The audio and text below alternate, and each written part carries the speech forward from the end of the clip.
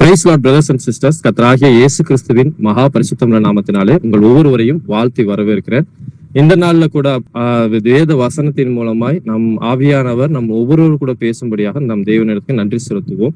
இன்றைக்கு இருக்கிற வேத தியான பகுதி திறவுகோல் வசனமாக நம்ம எதை எடுக்கிறோம், எந்த வசனத்தை நாம எடுத்துக்கொள்றோம் அப்படின்னு பாத்தீங்கன்னா, கொலேசியருக்கு எழுதின நிருபம் 2ஆம் அதிகாரம் 6வது வசனத்தை யாராவது வாசிக்க கேட்போம். ஆகையால் நீங்கள் கர்த்தராகிய இயேசு கிறிஸ்துவை ஏற்றுக்கொண்டபடியே அவருக்குள் வேர் கொண்டவர்களாகவும் அவர் மேல் கட்டப்பட்டவர்களாகவும் அவருக்குள் நடந்து கொண்டு. ஆமென். ஆமென். இந்த இடத்துல கொலேசை பட்டணத்துக்கு பவுல் எழுதும் போது இந்த வார்த்தையை உபயோகப்படுகிறார்.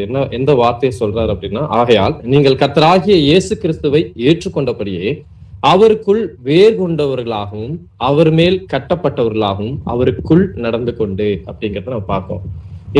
இந்த வசனத்துல ஒரே ஒரு வார்த்தையை மட்டும்தான் நம்ம இன்னைக்கு எடுத்து தியானிக்க போறோம். எந்த வார்த்தை அப்படின்னா, அவருக்குள் வேர் கொண்டவர்களாகவும் அப்படிங்கிற வார்த்தையில.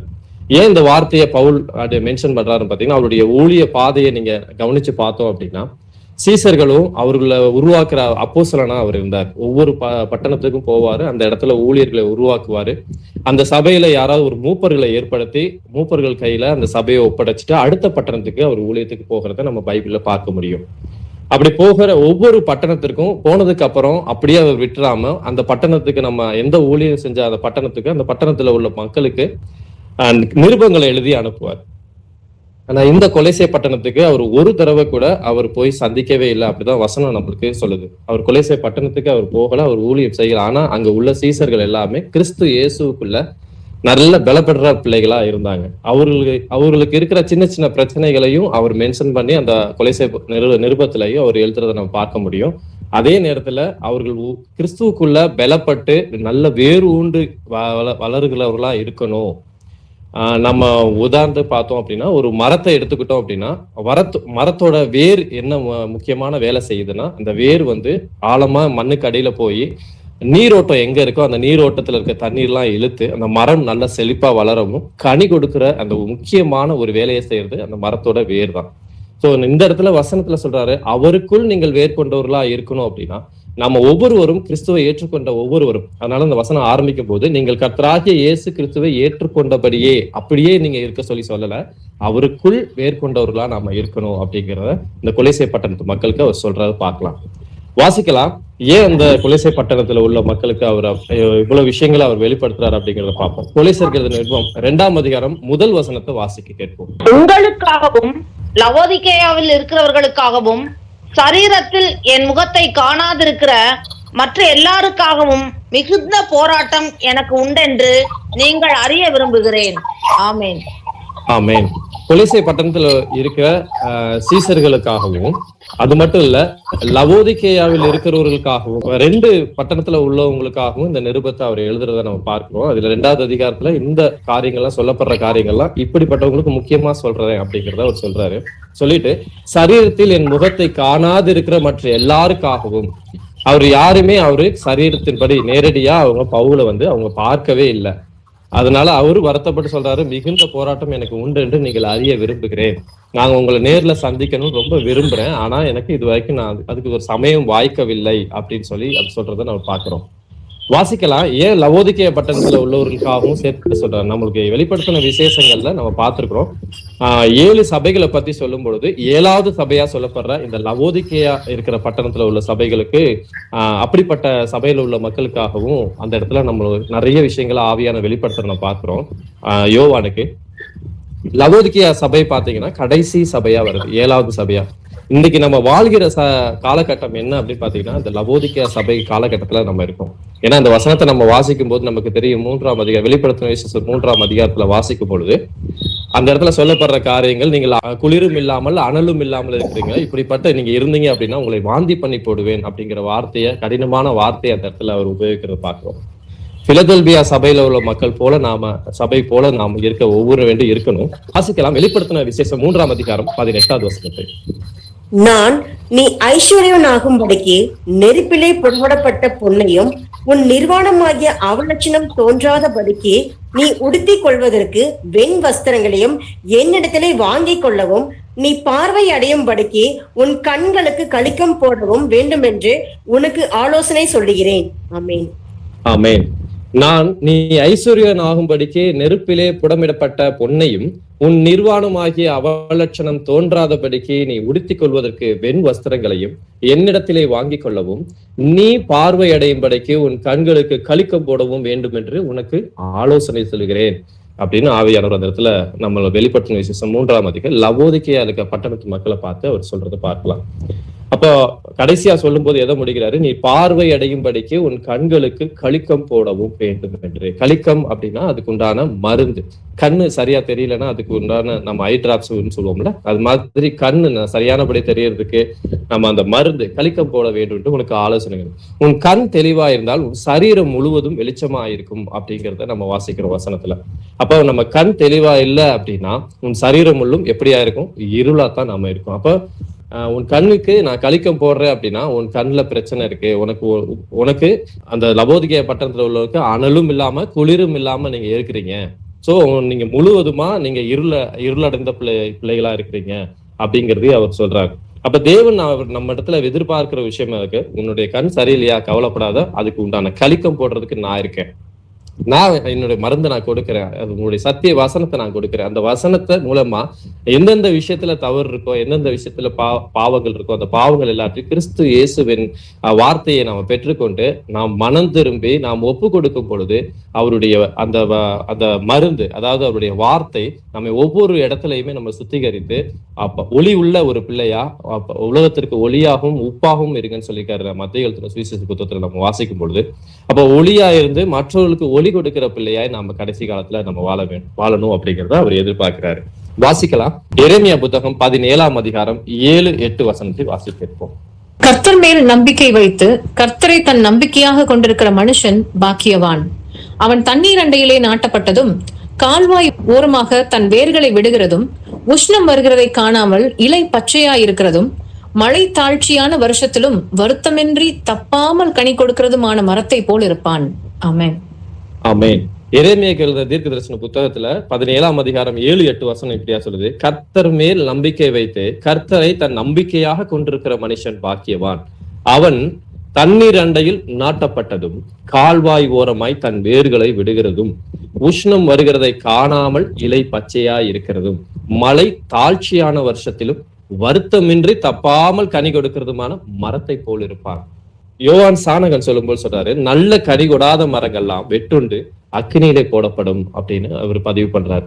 சோ அப்ப நல்ல கனி கொடுக்கிற ஒரு மரமா தான் கர்த்தராகிய இயேசு கிறிஸ்து நம்மளை ஒவ்வொருத்தரையுமே இந்த இடத்துல தேர்ந்தெடுத்திருக்காரு. அதனாலதான் நம்ம ஒவ்வொரு நாளும் வேதத்தை எடுத்து ஆராய்ந்து பார்க்கிற பிள்ளையாகவும் அதன்படி நடக்கிற பிள்ளையாகவும் நாமே தாழ்த்துற பிள்ளையாகவும் நம்மளை ஒப்பு கொடுக்கிற பிள்ளையாகவும் இந்த இடத்துல நாம எல்லாரும் கூடி இருக்கிறோம்.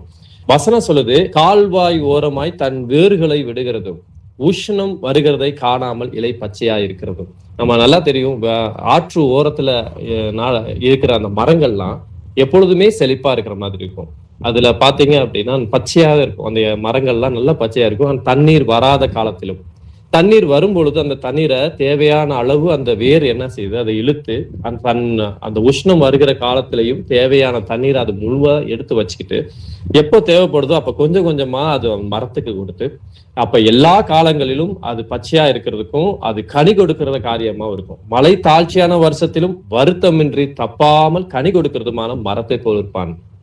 அப்ப கரையோரத்துல, அதாவது நீரோட்டம் உள்ள இடத்துல பச்சையா இருக்கிற நல்ல மரத்தை போல இருக்கணும். அப்ப அதோட வேர் வெளியில தெரியாது, பட் அந்த வேர் எங்க போகுது, நீரோட்டம் எங்க அதிகமா இருக்கோ அதே அந்த வேர் உள்ள போய் தன்னுடைய வேர்களை இன்னும் ஆழமா கொடுத்து எவ்வளவு தண்ணீரை சேமித்து வைக்க முடியுமோ அவ்வளவு தண்ணீரை சேமித்து வைக்குது. அதே போல நாம என்ன செய்யணும், எவ்வளவு உபத்திரம் வந்தாலும் சரி, எவ்வளவு பாடுகள் வந்தாலும் சரி, அவருடைய கர்த்தருடைய வசனத்தை நாம் ஒவ்வொரு நாள் தியானிக்கிற பிள்ளையா இருக்கிற நாம் அந்த வசனத்தை சொல்லி ஒவ்வொரு நாளும் அதை மேற்கொள்கிற பிள்ளைகளா நாம் இருக்கணும்.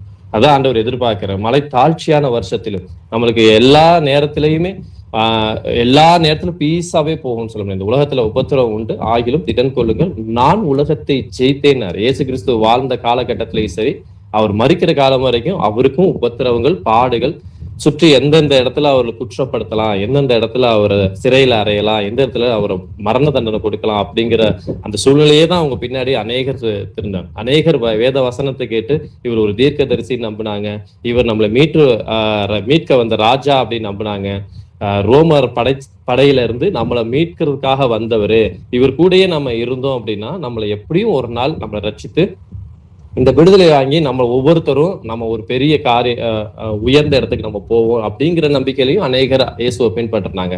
உண்மையாவே தேடினவங்களும் அந்த கூட்டத்துல இருந்தாங்க. வேத வசனத்தை ஒவ்வொரு நாளும் அவர் கற்றுக் கொடுத்து அவர் ஒவ்வொருத்தரையும் மேன்மைப்படுத்தி ஒவ்வொருத்தரையும் அவர் தெரிந்து கொண்ட பாத்திரமாய் அவருக்கு ஒவ்வொரு வணங்கி கனமுள்ள ஒரு பாத்திரமா பயன்படுத்தணும் தான் இயேசு கிறிஸ்து அவர் விரும்பினார். அதனாலதான் அவர் ஒரு வசனத்தையும் கொடுத்தாரு. வாசிக்கலாம். யோவான் எழுதின நிருபம் 15ஆம் அதிகாரம் 4வது வசனம். என்னில் நிலைத்திருங்கள், நானும் உங்களில் நிலைத்திருப்பேன். கொடியானது திராட்சை செடியில் நிலைத்திராவிட்டால் அது தானாய் கனி கொடுக்க மாட்டாதது போல நீங்களும் என்னில் நிலைத்திராவிட்டால் கனி கொடுக்க மாட்டீர்கள். ஆமேன். ஆமேன். நாம் ஒவ்வொருவரும் கனி கொடுக்கும்படியா தான் நம்ம ஒவ்வொருத்தரையும் தெரிந்து கொண்டிருக்கிறாரு. அப்ப தெரிந்து கொண்டிருக்க அந்த நம்ம கனி கொடுக்கணும் அப்படின்னா கிறிஸ்து இயேசுவிலே நாம் நிலைத்திருக்கணும். எப்படி ஒரு மரத்திற்கு வேர் ரொம்ப முக்கியமோ, அந்த வேர் எப்படி ஆழமா சென்று தண்ணீரை சேமிச்சு வச்சு மரத்திற்கு தேவையான கனி கொடுக்க வேண்டிய எல்லா காரியத்துக்கும் கொடுக்குதோ, அதே போல நாம் கிறிஸ்து இயேசுக்குள் வேர் கொண்ட பிள்ளைகளா இருக்கிற போது, அவருக்குள் நிலைத்திருக்கும் போதுதான் நாம எப்படி கனி கொடுக்க முடியும் அப்படின்னு வேத வசனம் நமக்கு இந்த வசனத்தின் மூலமே நம்ம சொல்லி கொடுத்துருக்கு. அப்ப நிலைத்திராவிட்டால் அப்ப கனி கொடுக்க முடியாது. அதுதான் இந்த இடத்துல சொல்றது. நீங்களும் என்னில் நிலைத்திராவிட்டால் கனி கொடுக்க மாட்டீர்கள். அப்ப இயேசு கிறிஸ்துவுக்குள் நிலைத்திருக்க வேண்டும் என்பதை சொல்றதுக்கு தான் பவுல் இந்த இடத்துல சொல்லியிருக்கிறாரு. அவருக்குள் நீங்கள் வேர் கொண்டவர்களா இருக்கணும், அவர் மேல் கட்டப்பட்டவர்களா இருக்கணும், அவருக்குள் நடந்து கொள்ளணும் அப்படின்னு அநேக இடத்துல நம்ம வாசிக்கும் பொழுது பவுல் மட்டும் அநேக இடத்துல அவருக்குள், கிறிஸ்து இயேசுவுக்குள் அப்படிங்கிற வேர்டை அடிக்கடி யூஸ் பண்ணுவார். சோ அவர் வெறுமன வேதத்தை எடுத்து வாசிக்கிறோம் இல்ல, அவருக்குள்ள என்ன இருக்கு, அவர் எதுக்காக நமக்காக இந்த பூமியில வந்தாரு, அவர் என்ன செஞ்சாரு, இப்படி எல்லா விஷயத்தையும் நம்ம ஆராய்ந்து பார்க்கிற பிள்ளையா இருக்கணும். இன்றைய நாள்ல நம்ம 3 தலைப்புல நம்ம பார்க்க போறோம். முதலாவது தலைப்பு அவர் விசுவாசத்துல கொள்ளுகிற காரியக்காகவும், அவருடைய வசனத்துல வேர்கொள்ளுகிற பிள்ளைகளாகவும், அடுத்து 3வதா அவருடைய அன்பிலே வேர்கொள்ளுகிற பிள்ளைகளா இருக்கணும். இன்றைய நாள்ல நம்ம எவ்வளவு வார்த்தைகளை நம்ம தியானிக்க முடியுமோ தியானிப்போம். கர்த்தருக்கு சித்தமா இருந்தால் இன்னொரு நாள் அதை தொடர்ந்து நம்ம பார்க்கலாம். நாம் வாசிக்கலாம் ஓசியாவின் புத்தகம் 6ஆம் அதிகாரம் 6வது வசனத்தை. பழியை அல்ல இரக்கத்தையும் தகன பழிகளை பார்க்கிலும் தேவனை அறிகிற அறிவையும் விரும்புகிறேன். ஆமேன். ஆமேன். பழியை அல்ல இரக்கத்தையும் தகன பலிகளை பார்க்கிலும் தேவனை அறிகிற அறிவையும் விரும்புகிறேன். தேவன் நம்ம இடத்துல என்ன எதிர்பார்க்கிற, எதை விரும்புறாரு, அவருடைய நோக்கம் என்ன, அவருடைய திட்டம் என்ன, அவருடைய விருப்பம் என்ன அப்படிங்கிறத நாம அறிந்து கொள்ற பிள்ளைகளாய் நாம் இருக்கணும். அப்படி அறிந்து கொண்டா மாத்திரம்தான் அவர் என்ன நம்மள்ட்ட இருந்து எதிர்பார்க்கிறாரு அப்படிங்கிற ஒரு விஷயம் தெரியும். இன்னொரு இடத்துல கூட நம்ம வாசிக்கலாம். 1 சாமுவேல் புத்தகத்துல கூட ஒரு இடத்துல வசனம் இருக்கும், தகன பலிகளை பார்க்கிலும் கீழ்ப்படிதலே உத்தமம் அப்படிங்கிற வார்த்தையை அந்த இடத்துல ஆவியானவர் சொல்லியிருப்பாரு. அப்போ கீழ்ப்படிதல் தான் முக்கியம். தகன பலிகளும் சர்வாங்க தகன பலிகளும் இந்த மாதிரி அந்த பலிகளை நான் விரும்பலப்பா, அதை காட்டிலும் நீ எனக்கு செவி கொடுக்கறது தான் உத்தமா இருக்கு, என்னுடைய வார்த்தைக்கு நீ கீழ்ப்படுகிறது தான் உத்தமமா இருக்கு அப்படிங்கிறத ஆண்டவர் எதிர்பார்க்கறத நம்ம பார்க்கிறோம். வாசிக்கலாம் 2 கொரிந்தியர் புத்தகம் 2ஆம் அதிகாரம் 14வது வசனம். கிறிஸ்துவுக்குள் எப்பொழுதும் எங்களை வெற்றி சிறக்க பண்ணி எல்லா இடங்களிலேயும் எங்களை கொண்டு அவரை அறிகிற அறிவின் வாசனையை வெளிப்படுத்துகிற தேவனுக்கு ஸ்தோத்திரம். ஆமென்.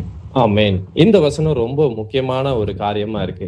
ஏன் நம்ம அவரை அறிகிற அறிவிலே நாம் வளரணும் அப்படின்னு பாத்தீங்க அப்படின்னா, இந்த வசனம் சொல்லப்பட்டிருக்கு, கிறிஸ்துவுக்குள் எப்பொழுதும் எங்களை வெற்றி சிறக்க பண்ணி எல்லா இடங்களிலையும் எங்களை கொண்டு அவரை அறிகிற அறிவின் வாசனையை வெளிப்படுத்துகிற தேவனுக்கு ஸ்தோத்திரம். இந்த இடத்துல பவுல் என்ன சொல்ல வர்றாரு, அவரை அறிகிற அறிவின் வாசனையை வெளிப்படுத்துறதுக்கு. நாம் மாத்திரம் அவரை அறிகிற அறிவுல வளர்றதில்ல, நம் மூலமாய் மற்றவர்களுக்கு அந்த கிறிஸ்துவின் வாசனை வெளிப்படணும். அவரை அறிகிற அறிவை மற்றவர்களுக்கு வெளிப்படுத்தணும் அப்படிங்கிறதான், அந்த வாசனையை வெளிப்படுத்தணும் அப்படின்னு இந்த இடத்துல அவர் பதிவு பண்றாரு. அப்ப நம்மளை எதுக்காக தெரிந்து கொண்டிருக்கிறாரு, அவரை அறிகிற அறிவில நாம் மாத்திரம் வளர்றதுக்கு அல்ல, நம் மூலமாய் மற்றவர்களும் கிறிஸ்துவின் வாசனையை வெளிப்படணும். அவரை அறிகிற அறிவில மற்றவர்களும் வெளிப்படணும் அப்படிங்கிறதுக்காக தான் பவுல் இந்த இடத்துல அந்த சொல்றார், கிறிஸ்துவுக்குள் எப்பொழுதும் எங்களை வெற்றி சிறக்க பண்ணி அப்படின்னு அவங்க புகழ்ந்து அந்த இடத்துல வார்த்தையை சொல்லல. எல்லா இடங்களிலையும் எங்களை கொண்டு, ஒரு சாதாரண ஒரு பாத்திரமான எங்களை கொண்டு அவரை அறிகிற அறிவின் வாசனை வெளிப்படுத்துகிற தேவனுக்கு ஸ்தோத்திரம். நாங்க ஒண்ணும் வெளிப்படுத்தல, எங்க வாயிலிருந்து ஒண்ணுமே புறப்படல, எல்லாமே எங்க வாயை கொண்டு எங்களை கொண்டு தேவனை அறிகிற அறிவை உங்களுக்கு அவர் வெளிப்படுறாரு அப்படின்னு தங்களை தாழ்த்தி அந்த இடத்துல அவர் பேசுறத நம்ம பார்க்கிறோம், வாசிக்கலாம். அப்ப அவரை அறிகிற அறிவுல நாம ஒவ்வொருத்தரும் வளரணும் அப்படின்னு எதிர்பார்க்கிறாரு. அப்ப முதல்ல நம்ம விசுவாசத்துல வேறு ஒண்ணணும், அவரை அறிகிற அறிவுல வளரணும். அப்ப அவரை அறிகிற யார் என்று அறிந்து கொள்ளாம நாம போய் தேவனை முழுமையா அவர் அறிந்து கொள்ள முடியாது. வசனம் சொல்லுது, ஏசாயா எழுதின தீர்க்கதரிசன புத்தகத்துல 43:10 சொல்றாரு, நானே அவர் என்று உணர்ந்து என்னை அறிந்து விசுவாசிக்கும்படி. நான் விசுவாசிக்கிறேன், நீங்க விசுவாசிக்கிறீங்களா, இயேசு கிறிஸ்துவ விசுவாசிக்கிறீங்களா, தேவனை விசுவாசிக்கிறீங்களான்னு கேட்டா எல்லாரும் சொல்ற ஒரே வார்த்தை, ஆமா நான் விசுவாசிக்கிறேன் அப்படின்னு. எப்படியாக தேவனை நீங்கள் விசுவாசிக்கிறீங்க, எப்படியாக ஆண்டவரை நாம விசுவாசிக்கிறோம் அப்படின்னு நீங்க இன்னொரு வார்த்தையை திருப்பி கேட்டு பார்த்தோம் அப்படின்னா, எப்படி நம்ம விசுவாசிக்கிறோம், எதன் வச்சு நான் ஆண்டவரை விசுவாசிக்கிறேன் அப்படின்னு இன்னொரு கேள்வி நம்ம கேட்டோம் அப்படின்னா ஒரு ஸ்டேஜ் வரும்போது ஸ்டாப் ஆயிடும். அப்ப நான் தேவனை என்னமா எப்படியாக நான் பார்க்கிறேன், எப்படியா அவரை உணர்ந்து நான் விசுவாசிக்கிறேன் அப்படின்னு. வெறுமன வார்த்தையா விசுவாசிக்கிறேன்னா இல்ல, உண்மையாகவே அவர் எனக்காக ஜீவனை தந்த தெய்வம், எனக்காக பரலோகத்திலிருந்து பூமிக்கு இறங்கி வந்த தெய்வம், அவர் ஒருவர் தான் தெய்வம் அப்படிங்கிறத நம்ம ஒவ்வொரு நாளும் அறிக்கை செய்கிற பிள்ளையா இருக்கணும். அதை உணர்ந்து சொல்லுகிறது, அதாவது உணர்ந்து சொல்றது அப்படின்னா என் வாழ்க்கையில அனுபவிச்சு அதை மற்றவர்களுக்கு சொல்லும் பொழுது தேவன் என் வாழ்க்கையில செய்த அற்புதங்களையும் அடையாளங்களையும் மாத்திரமல்ல, என் வாழ்க்கையில என்னுடைய பாவங்களை மன்னித்த காரியங்கள், என்னுடைய மீறுதலை மன்னித்த காரியங்கள், நான் மனம் திரும்பிய காரியங்கள், நான் ஒழுங்கின்மையா இருந்த காரியங்கள்ல இருந்து மனம் திரும்பி, பாவத்திற்குள்ள இருந்து மனம் திரும்பி கர்த்தராகிய இயேசு கிறிஸ்துவுக்குள்ள வந்தது காரியம், இது எல்லா காரியங்களையும் அவரை அறிகிற அறிவில நான் மற்றவர்களுக்கு வெளிப்படுகிற ஒரு வாசனையா இருக்கணும் அப்படிங்கிறத நம்ம பார்த்தோம். அப்ப இந்த இடத்துல அவர் சொல்றாரு, அவரை உணர்ந்து நம்ம அறிந்து விசுவாசிக்கிறோமா அப்படிங்கிறத இன்றைய நாள்ல கூட ஒரு சில வசனங்கள் மூலமா பார்த்துட்டு அதுக்கப்புறம் நம்ம விசுவாசம்னா என்னன்னு பார்த்தோம் அப்படின்னா, அவரை உண்மையா அறிந்து விசுவாசிக்கிறதுனா என்ன, அவரை விசுவாசத்துல மேற்கொள்றதுனா என்னங்கிறத பார்த்தோம் அப்படின்னா இன்னும் தெளிவா நமக்கு தெரியும். நம்மளுக்கு ஒரு சில வசனங்கள் நாம் ஏற்கனவே அடிக்கடி கேட்ட வசனங்களா தான் இருக்கும், ஆனாலும் அந்த வசனங்கள் இன்று அநேகருக்கு அது பிரயோஜனப்படுகிறதா இருக்கும். வாசிக்கலாம். எபேசியருக்கு எழுதின நிருபம் 4ஆம் அதிகாரம் 5வது வசனத்தை. ஒரே கர்த்தரும் ஒரே விசுவாசமும் ஒரே ஞானஸ்நானமும். ஆமென். ஆமென். எபேசியருக்கு எழுதின நிருபத்துல பவுல் சொல்ற ஒரு காரியங்கள், ஒரே கர்த்தரும் ஒரே விசுவாசமும் ஒரே ஞானஸ்நானமும். நாம் அவரை யார் என்று அறிந்து என்னை அறிந்து விசுவாசிக்கும்படி, நானே அவரென்று உணர்ந்து என்னை அறிந்து விசுவாசிக்கும்படி அப்படின்னு நம்ம ஏசாயால தீர்க்கதரிசனத்தை பார்க்கிறோம். அப்ப அவரை உணர்ந்து அவர் யாரு அப்படிங்கறத அறிந்து கொள்ளணும்னா அவர் ஒரே கர்த்தர், அந்த ஒரே கர்த்தருங்கிற அந்த ஒரு விசுவாசம், அந்த ஒரே விசுவாசத்துல நாம் எடுக்கிற ஒரே ஞானசானம், அவருக்கெல்லாக பாவத்திற்கு மரித்து நீதிக்கு பிழைத்திருக்கும்படி அந்த காரியங்கள் செய்யறதுதான் உண்மையான அவரை அறிந்து கொள்ள காரியமா இருக்கு. அப்ப ஒரே கர்த்தர் அப்படிங்கிறது முழுமையான இருதயத்துல நான் ஏற்றுக்கொண்டிருக்கிறேனா, நான் அதை முழுமையா நான் விசுவாசிக்கிறேனா, அந்த ஒரே விசுவாசத்துக்குள்ள நான் நிலைத்திருக்கிறேனா, அந்த ஒரே கர்த்தர் தான் எனக்காக ஜீவனை தந்ததுன்னு நான் விசுவாசிக்கிறேனா அப்படிங்கிறத நம்ம ஒவ்வொரு வசனத்தின் மூலமா நம்ம இன்னைக்கு பார்க்கலாம். வாசிக்கலாம். உபாகம் 6ஆம் அதிகாரம் 4-6 வசனம் வரைக்கும் வாசிக்க கேட்போம். இஸ்ரவேலே கேள், நம்முடைய தேவனாகிய கர்த்தர் ஒருவரே கர்த்தர். நீ உன் தேவனாகிய கர்த்தரிடத்தில் உன் முழு இருதயத்தோடும் உன் முழு ஆத்மாவோடும் உன் முழு பலத்தோடும் அன்பு கூர்வாயாக. இன்று நான் உனக்கு கட்டளையிடுகிற இந்த வார்த்தைகள் உன் இருதயத்தில் இருக்க கடவுது. ஆமீன். ஆமேன். இஸ்ரவேலே கேள், நம்முடைய தேவனாகிய கர்த்தர் ஒருவரே கர்த்தர். நீ உன் தேவனாகிய கர்த்தரிடத்தில் உன் முழு இருதயம், உன் முழு ஆத்மா, உன் முழு பலம் அன்பு கூர்வாயாக. அப்ப எல்லா இடத்துலயுமே முழுமையா நம்ம ஒப்பு கொடுக்கணும் அப்படிங்கிறத அது எதை ஒப்பு கொடுக்கணுமா, நம்முடைய தேவனாகிய கர்த்தர் ஒருவரே கர்த்தர், அந்த விஷயத்துல என்ன முழு இருதயத்தோடு முழு ஆத்மாவோடு முழு பலத்தோடு அன்பு கூறுறது அப்படின்னு அர்த்தம். அப்ப ஒரே தேவன் அப்படிங்கிறத நம்ம எல்லாரும் அறிந்த பிள்ளைகளா தான் இருக்கோம், அவர் ஒருவரே கர்த்தர் அப்படிங்கிறது நம்ம அறிந்த பிள்ளைகளா தான் இருக்கோம். ஆனாலும் எப்படிப்பட்டதா நம்ம புரிந்திருக்கிறோம், எப்படிப்பட்டதா அறிந்திருக்கிறோம், எப்படி உணர்ந்து நம்ம விசுவாசிக்கிறோம் அப்படிங்கிறதை நம்ம பார்க்கலாம். இன்று நான் உனக்கு கட்டளையிடுகிற இந்த வார்த்தைகள் உன் இருதயத்தில் இருக்க கடவது. அப்ப இருதயத்தில் இருக்க கடவது அப்படின்னு ஆண்டவர் சொல்றாருன்னா, அந்த இருதயத்தின் நிறைவு வாய் பேசும். அப்ப இருதயம் நிறைவுல நம் கர்த்தருடைய தேவன் யாருங்கிறத அறிந்து முழு இருதயத்தோடு, முழு ஆத்மாவோடு, முழு பலத்தோடு நம்ம அன்பு கூறும் பொழுது அது என் இருதயத்துல இருந்தது அப்படின்னா, அப்ப என்னுடைய ஊழியங்கள், என்னுடைய தேவனை அறிகிற காரியங்கள், அவரை உணர்கிற காரியங்கள் எல்லாவற்றிலும் நாம் வளர்கிற பிள்ளைகளா இருப்போம். இதே காரியத்தை நீங்க மார்க் புத்தகத்துல இயேசு கிறிஸ்து அந்த வசனத்தை மேற்கோள் காட்டும் பொழுது ஒரே ஒரு வார்த்தையை இன்னும் அதிகப்படுத்தி சொல்லுவார். மார்க் 12:29 பாத்தீங்க அப்படின்னா, கற்பனைகள் எல்லாம் பிரதான கற்பனை எதுவென்றார். ஏன்னா அது ஒரு வேதபாரர் கேட்பாரு, இந்த மாதிரி நீ கற்பனைகள் எல்லாம் பிரதான கற்பனை எது அப்படின்னு போதகரே கேட்பாரு. அப்படி கேட்கும் பொழுது இயேசு கிறிஸ்து சொல்ற ஒரு ஸ்டேட்மெண்ட், கற்பனைகளில் எல்லாம் பிரதானமான கற்பனை எதுவென்றால், பிரதானமான கற்பனைனா என்ன, முக்கியமான கற்பனை எதுப்பா, உன் தேவனாகிய கர்த்தர் ஒருவரே கர்த்தர் அப்படின்னு உபாகம் புத்தகம் 6:4 சொல்லப்பட்ட காரியத்தை அங்க அவரு மேற்கோள் காட்டுறதை பார்க்கணும். அப்ப இயேசு கிறிஸ்து ஒரு காரியத்தை வேத பாரகர், சாதாரண மனுஷன் சொல்ல, அவர் வேதத்தை நன்கு அறிந்து ஆராய்கிற ஒரு மனுஷர்ல பார்த்து சொல்றாரு. அப்படி சொன்ன உடனே அவரு பதில் என்ன சொல்றாரு அப்படிங்கறத பார்க்கலாம். மார்க் 12:32 வாசிக்க. அதற்கு வேதபாரகன், சரிதான் போதகரே, நீர் சொன்னது சத்தியம். ஒரே தேவன் உண்டு, அவரை தவிர வேறொரு தேவன் இல்லை. ஆமென். ஆமென். அப்ப ஒரே தேவன் உண்டு, அவரை தவிர வேறொரு தேவன் இல்லை அப்படின்னு தெளிவா அந்த யூதன், அந்த வேதபாரகர் அழகா சொல்றாரு. பார்க்கலாம். அதே அதிகாரத்துல 34வது வசனத்தை வாசிக்கிறோம். அவன் விவேகமாய் உத்தரவு சொன்னதை இயேசு கண்டு, நீ தேவனுடைய ராஜ்யத்துக்கு தூரமானவன் அல்ல என்றார். அதன் பின்பு ஒருவரும் அவரிடத்தில் யாதொரு கேள்வியும் கேட்க துணியவில்லை. ஆமேன். ஆமேன். இயேசு கிறிஸ்துட்ட கேட்கப்பட்ட கடைசி கேள்வி இதுதான். அதுக்கப்புறம் ஒரு கேள்வி, அதுக்கப்புறம் கேட்கறதுக்கு அவங்களுக்கு தைரியமே வரல. அதனாலதான் அந்த இடத்துல முடியும் போது யாதொரு கேள்வி கேட்கவும் துணியவில்லை அப்படின்னு முடிகிறாரு. அவன் விவேகமாய் உத்தரவு சொன்னதை இயேசு கண்டு. அந்த வேதபாரகன் எப்படி உத்தரவு சொல்லியிருக்காங்கன்னா, ஒரே தேவன் உண்டு, அவரை தவிர வேறொரு தேவன் இல்லை அப்படின்னு சொன்ன வார்த்தைய இயேசு கிறிஸ்து அதுக்கு சொல்றாரு, அவன் விவேகமாய் உத்தரவு சொன்னதை இயேசு கண்டு, நீ தேவனுடைய ராஜ்யத்துக்கு தூரமானவன் அல்ல என்றார்.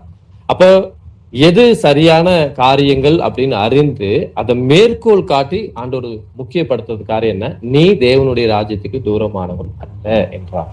அதற்கு பின் ஒருவரும் அவரிடத்தில் யாதொரு கேள்வியும் கேட்க துணியவில்லை. அப்ப தேவனுடைய ராஜ்யத்திற்கு நம்ம தூரமானவர்களா இருக்கிறோமா, ரொம்ப பக்கத்துல இருக்கிறோமா? அப்ப கர்த்தருடைய வசனத்தை நாம் தேவன் ஒருவர் அப்படிங்கிற அறிந்திருக்கோம். எப்படிப்பட்டவராய் ஒருவர், அதை நாம் ஆராய்ந்து பார்த்து, அதன் எதற்காக நம்ம அதை ஆராய்ந்து பார்க்கணும் அப்படின்னா, மற்றவர்களுக்கு அந்த ஒளியை வீசக்கூடிய, அவருடைய அறிகிற அறிவை வாசனையை வெளிப்படுத்தக்கூடிய பிள்ளைகளை நாம் இருக்கணும் அப்படிங்கிறதுக்காக நான் வாசிக்கலாம். 1 பேதுரு புத்தகம் 1ஆம் அதிகாரம் 10-11வது வசனத்தை வாசிக்க கேட்போம். உங்களுக்கு உண்டான கிருபையை குறித்து தீர்க்க தரிசனம் சொன்ன தீர்க்கதரிசிகள் இந்த ரட்சிப்பை குறித்து கருத்தாய் ஆராய்ந்து பரிசோதனை பண்ணினார்கள்.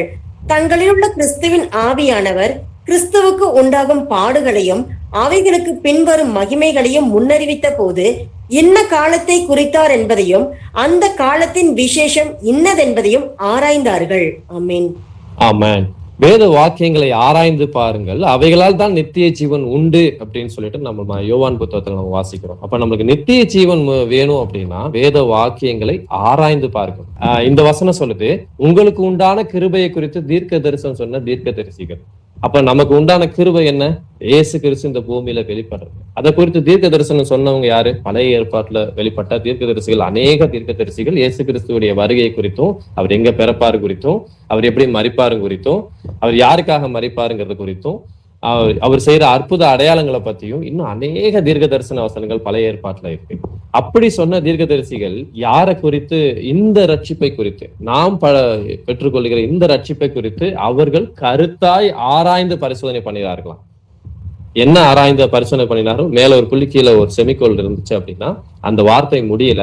அடுத்து சொல்லுது, தங்களில் உள்ள கிறிஸ்துவின் ஆவியானவர் கிறிஸ்துவுக்கு உண்டாகும் பாடுகளையும் அவைகளுக்கு பின் வரும் மகிமைகளையும் முன் அறிவித்த போது இன்ன காலத்தை குறித்தார் என்பதையும் அந்த காலத்தின் விசேஷம் இன்னதென்பதையும் ஆராய்ந்தார்களாம்.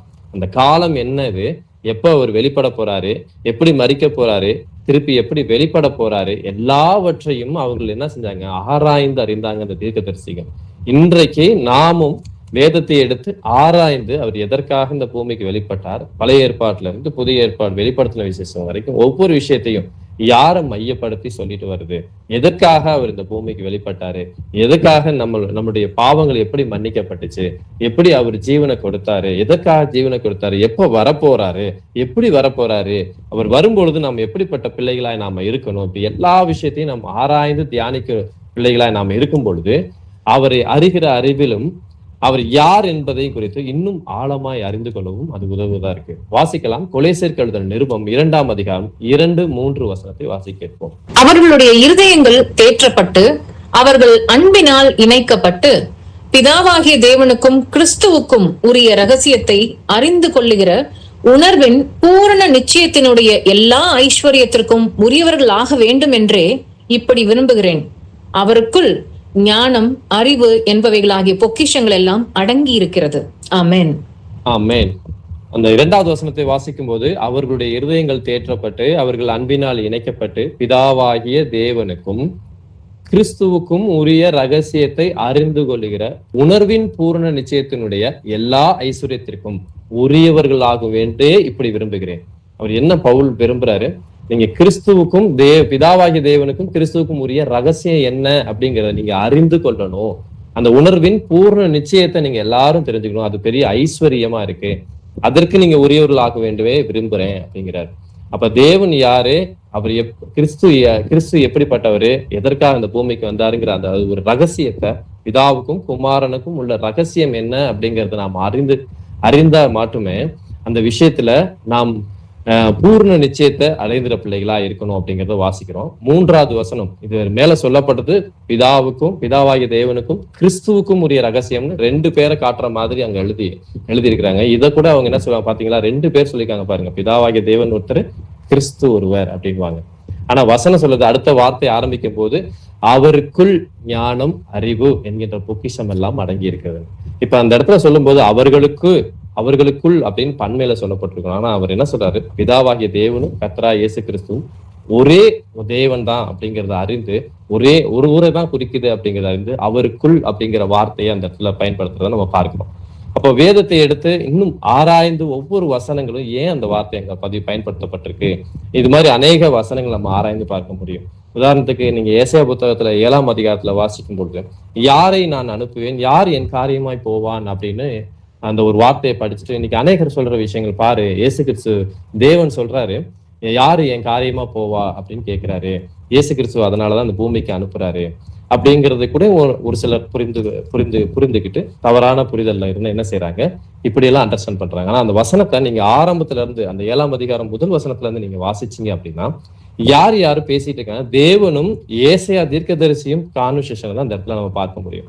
சோ அந்த இடத்துல யாருகிட்ட பேசுறா அப்படிங்கிற விஷயத்த நம்ம அறிந்து கொண்டோம்னா, ஏசாயா கேட்கிறார், யார் என் காரியமாய் போவான், இதோ நான் அடியேன் இருக்கிறேன் அப்படிங்கிறது ஏசாயா தீர்க்கதரிசி ஆவில அந்த வார்த்தையை பேசிட்டு அவரே சொல்றதை நம்ம பார்க்க முடியும். இப்படி அநேக வசனங்களை நாம எடுத்து ஆராய்ந்து முன்ன பின்ன யாருகிட்ட பேசிட்டு இருக்கா, எதுக்கா அந்த வார்த்தை சொல்லப்பட்டிருக்குங்கிறத ஆராய்ந்து பார்த்தோம் அப்படின்னா அநேக விஷயத்திற்கு தெளிவான புரிதல் நமக்கு புரிந்து கொள்ள முடியும். வாசிக்கலாம். 2 பேதுரு புத்தகம் 1 அதிகாரம் 1 வசனம். நம்முடைய தேவனும் இரட்சகருமாய் இருக்கிற இயேசு கிறிஸ்துவனுடைய நீதியால் எங்களை போல அருமையான விசுவாசத்தை பெற்றவர்களுக்கு இயேசு கிறிஸ்துவின் ஊழியக்காரனும் அப்போஸ்தலனும் ஆகிய சீமோன் பேதுரு எழுதுகிறதாவது. ஆமென். ஆமென். ஆமென். நம்முடைய தேவனும் இரட்சகருமாய் இருக்கிற இயேசு கிறிஸ்துவனுடைய நீதியால் எங்களை போல அருமையான விசுவாசத்தை பெற்றவர்களுக்கு அப்படின்னு அருமையா அந்த இடத்துல ஒரு வார்த்தையை போட்டிருக்கிறாரு. தமிழ்ல ரொம்ப அழகா அதை மொழிபெயர்த்திருக்கிறாங்க. நம்முடைய தேவனும் இரட்சகருமா இருக்கிற இயேசு கிறிஸ்து. அப்ப தேவன் வேற, அவர் ரட்சிக்க வந்த இயேசு கிறிஸ்து வேற அப்படின்னு நம்ம புரிந்து கொண்டோம் அப்படின்னா இங்க 2 தேவர்களை நாமே காட்டுற மாதிரி இருக்கும். இன்னைக்கு அநேக இடத்துல ஏன் இந்த விஷயத்த மறுபடியும் அடுத்த நம்ம தெரிந்து கொள்ள வேண்டியது இருக்கு அப்படின்னா, கடந்த வாரத்துல கூட ஒரு 2 வாரத்துக்கு முன்னாடி ஒரு வாட்ஸ்அப் ஸ்டேட்டஸ், அதுல பாத்தீங்க அப்படின்னா அந்த ஸ்டேட்டஸோட ஒரு பக்கத்தை மட்டும் ஸ்கிரீன்ஷாட் எடுத்து யூடியூப்ல போட்டுருக்காங்க. அந்த ஸ்கிரீன்ஷாட்ல தலைப்பு என்ன போட்டிருக்கு, டைட்டில் என்ன போட்டிருக்குன்னு பாத்தீங்க அப்படின்னா, கிறிஸ்தவர்களுக்கு எத்தனை தெய்வம் தெரியுமா அப்படின்னு ஒரு கேள்விக்குறியோட ஒரு டைட்டில் போட்டுட்டு கீழே அவங்களே பதில் சொல்றாங்க. பிதாவாகிய தேவனும் கர்த்தராகிய இயேசு கிறிஸ்துவும் பரிசுத்த ஆவியானவரும் இந்த மூவரும் ஒரே தேவனாய் செயல்படுகிறார்கள் அப்படின்னு சொல்லிட்டு அதுக்கு ஒரு விளக்கத்தையும் அவங்க கொடுக்குறாங்க. அப்ப அந்த இடத்துல கேள்வியே முதல்ல தவறு. கிறிஸ்தவருக்கு எத்தனை தெய்வம் அப்படிங்கிறது, கிறிஸ்தவர்களுக்கு ஒரே தெய்வம் தான். அந்த ஒரே தெய்வம் தான் இந்த பூமிக்கு மனிதனாய் வெளிப்பட்டார். அவர் தான் இன்றைக்கு உங்க எல்லாருக்குள்ளையும் பரிசுத்த ஆவியானவராய் இன்றைக்கும் கிரியை செய்து கொண்டு வருகிறார். அவர் நம் பாவங்களை உணர்த்துகிறார். நியாய தீர்ப்பு வருகிற நியாய தீர்ப்பை குறித்து கண்டித்து உணர்த்துகிறார்னு வசனம் சொல்லுது. அப்படி இருக்கிற அந்த காரியங்களை இவங்க எப்படி பார்க்கிறாங்க? பிதாவாகிய தேவன் வேறு, அவர் அல்லாத இன்னொரு அவருடைய குமாரன், அதாவது அவருடைய மகன் அந்த பூமிக்கு அனுப்பியிருக்கிறாரு. அவர் வேற ஒருத்தர், இவர் வேற ஒருத்தர், அவர் அல்ல, அவர் இவர் அல்ல அப்படிங்கிறது அவங்களுடைய புரிதலா இருக்கு. இவங்களுடைய அடிப்படை எங்க கொண்டு போறாங்க, இவங்களுடைய வேர் எங்க இருக்கு அப்படின்னு பாத்தீங்க அப்படின்னா நிசையா கிரீட்ஸ்ன்னு சொல்லுவாங்க. அதாவது நிசையா விசுவாச பிரமாணம் AD 325 அதுல இருந்து பாத்தீங்க அப்படின்னா நீங்க ஹிஸ்டாரிக்கல் வியூஸ் நீங்க போய் பார்த்தாலும் அந்த இடத்துல பெரிய ஃபிளா இருக்கிறத நம்ம பார்க்க முடியும். அது நிறைய ஆராய்ந்து பார்த்தோம் அப்படின்னா ஹிஸ்டாரிக்கல் வியூஸ்லயும் அவங்க எதையுமே நிரூபிக்க முடியாது. ஏன்னா சீசர்கள் ஒருத்தருமே அவங்க பதிவு செய்யல பிதாவாகிய தேவன் வேறு, இயேசு கிறிஸ்து வேறுன்னு. நம்ம வாசிக்கிற இந்த வசனங்கள் எல்லாத்தையும் பாத்தீங்க அப்படின்னா அவர் ரெண்டு பேரும் ஒருவர் தான். அந்த பிதாவாகிய ஒரே தேவன் தான். Invisible God invisible in the flesh, அதாவது காணக்கூடாத அந்த ஒரே தேவன் ஒரு காணும்படியாக இந்த பூமியில வெளிப்பட்டார் அப்படிங்கிறத நம்ம பார்க்கிறோம். 1 தீமோத்தேயு புத்தகம் 3ஆம் அதிகாரம் 16வது வசனம் சொல்லியிருக்கு, தேவன் மாம்சத்தில் வெளிப்பட்டார் அப்படிங்கிறத நம்ம பார்க்கிறோம். அப்ப அந்த தேவனை இன்னொரு தேவனாய் நம்ம பார்க்கிறோம் அப்படின்னா நாம் எப்படி சரியானபடி விசுவாசிக்க முடியும்? அப்ப நம்ம தேவனை யார் என்று முழுமையாய் ஆராய்ந்து அறிந்தால் மாத்திரமே நாம் தேவன் உள்ள அந்த அருமையான விசுவாசம் அப்படின்னு இந்த இடத்துல பதிவு பண்ணப்பட்டிருக்கு. இந்த 2 பேதுரு 1:1 அது இங்கிலீஷ் பைபிள்ல இன்னும் அழகா சொல்றது எ ப்ரீசியஸ் ஃபெய்த் அப்படின்னு, ஒரு விலை மதிப்பற்ற நம்பிக்கை அப்படின்னு. அதுக்கு ஒரு வேல்யூவே கிடையாது இந்த விசுவாசத்தை, இந்த அருமையான விசுவாசத்துக்கு அப்படின்னு அது சொல்லப்பட்டிருக்கு. அப்ப இயேசு கிறிஸ்துவின் ஊழியக்காரன் அப்போஸ்தலனாகிய சீமோன் பேதுரு இது எழுதுகிறதாவது. அப்ப பேதுரு இத கூடவே இருந்து அவருடைய ஊழியங்கள் எல்லாவற்றையும் அவர்கிட்ட அவர் மேலதான் சபை கட்டப்படுதுன்னு நீங்க சொல்றாங்க. அந்த பேதுரு எல்லாவற்றிலும் அவரு நீ ஜீவனுள்ள தேவனுடைய குமாரன் அப்படின்னு அறிக்கை செஞ்ச அந்த பேதுரு சொல்றாரு அருமையான விசுவாசம் அப்படிங்கிறது. அப்போ அவர் கூட இருந்த அந்த சீசர்கள் எல்லாரும் அறிக்கை செய்யற ஒரே விஷயம் தான் அந்த பிதாவாகி ஒரே தேவன் தான் குமாரனா இந்த பூமியில வெளிப்பட்டார் என்று வாசிக்கலாம். ஏசாயா எழுதின தீர்க்கதரிசன புத்தகம் 43ஆம் அதிகாரம் 10ல இருந்து 12வது வசனம் வரைக்கும் வாசிக்க இருப்பது. நானே அவர் என்று நீங்கள் உணர்ந்து என்னை அறிந்து விசுவாசிக்கும்படிக்கு நீங்களும் நான் தெரிந்து கொண்ட என் தாசனும் எனக்கு சாட்சிகளாய் இருக்கிறீர்கள் என்று கர்த்தர் சொல்லுகிறார். எனக்கு முன் ஏற்பட்ட தேவன் இல்லை, எனக்கு பின் இருப்பதும் இல்லை. நானே கர்த்தர், என்னை அல்லாமல் இரட்சகர் இல்லை. நானே அறிவித்து ரட்சித்து விளங்க பண்ணினேன். உங்களில் இப்படி செய்யத்தக்க அந்நிய தேவன் இல்லை. நானே தேவன் என்பதற்கு நீங்கள் எனக்கு சாட்சிகள் என்று கர்த்தர் சொல்லுகிறார். ஆமேன். ஆமேன். நானே அவரென்று நீங்கள் உணர்ந்து என்னை அறிந்து விசுவாசிக்கும்படி நீங்களும் நான் தெரிந்து கொண்ட என் தாசனும் எனக்கு சாட்சிகளாய் இருக்கிறீர்கள் என்று கர்த்தர் சொல்லுகிறார். எனக்கு முன் ஏற்பட்ட தேவன் இல்லை, எனக்கு பின் இருப்பதும் இல்லை அப்படின்னு சொல்றது யாரு? அந்த தேவன் தான் சொல்றாரு. நானே கர்த்தர், என்னை அல்லாமல் இரட்சகர் இல்லை. நானே அறிவித்து ரட்சித்து விளங்க பண்ணினேன். நான் தான் சொல்றேன்ப்பா, நான் தான் அறிவிக்கிறேன், நானே ரட்சிக்கிறேன். நான் அறிவிக்கிறது ஒருத்தர், வந்தவர் இன்னொருத்தர் அல்ல. அவரே அறிவிக்கிறாரு, அவரே ரட்சிக்கிறாரு, அவரே விளங்க பண்ணினேன். உங்களில் இப்படி செய்யத்தக்க அந்நிய தேவன் இல்லை. நானே தேவன் என்பதற்கு நீங்கள் எனக்கு சாட்சிகள் என்று கர்த்தர் சொல்லுகிறார் அப்படிங்கிறாரு. அப்ப நான் தான் தேவன் அப்படிங்கிறதுக்கு நீங்க தான் சாட்சி கொடுக்கணும். அவர் தான் அந்த சர்வ வல்லமையுள்ள தேவன். அந்த சர்வ வல்லமையுள்ள ஒரே தேவன் அவர் அறிவிக்கிறாரு, அவர் தான் ரட்சிக்கும்படியா அந்த பூமிக்கு வெளிப்படுறாரு அப்படிங்கிறத நாம அறிக்கை செய்கிற பிள்ளைகளாய், அதுக்கு சாட்சி கொடுக்கிற பிள்ளைகளாய் நாம இருக்கணும் அப்படிங்கிறது வேதவசனம் நம்ம சொல்லிக் கொடுக்குது. இதே காரியத்தை நீங்க யோவானுக்கு நிருபம் 8ஆம் அதிகாரம் 24வது வரை வாசி கேட்போம். ஆகையால் நீங்கள் உங்கள் பாவங்களில் சாவீர்கள் என்று உங்களுக்கு சொன்னேன்.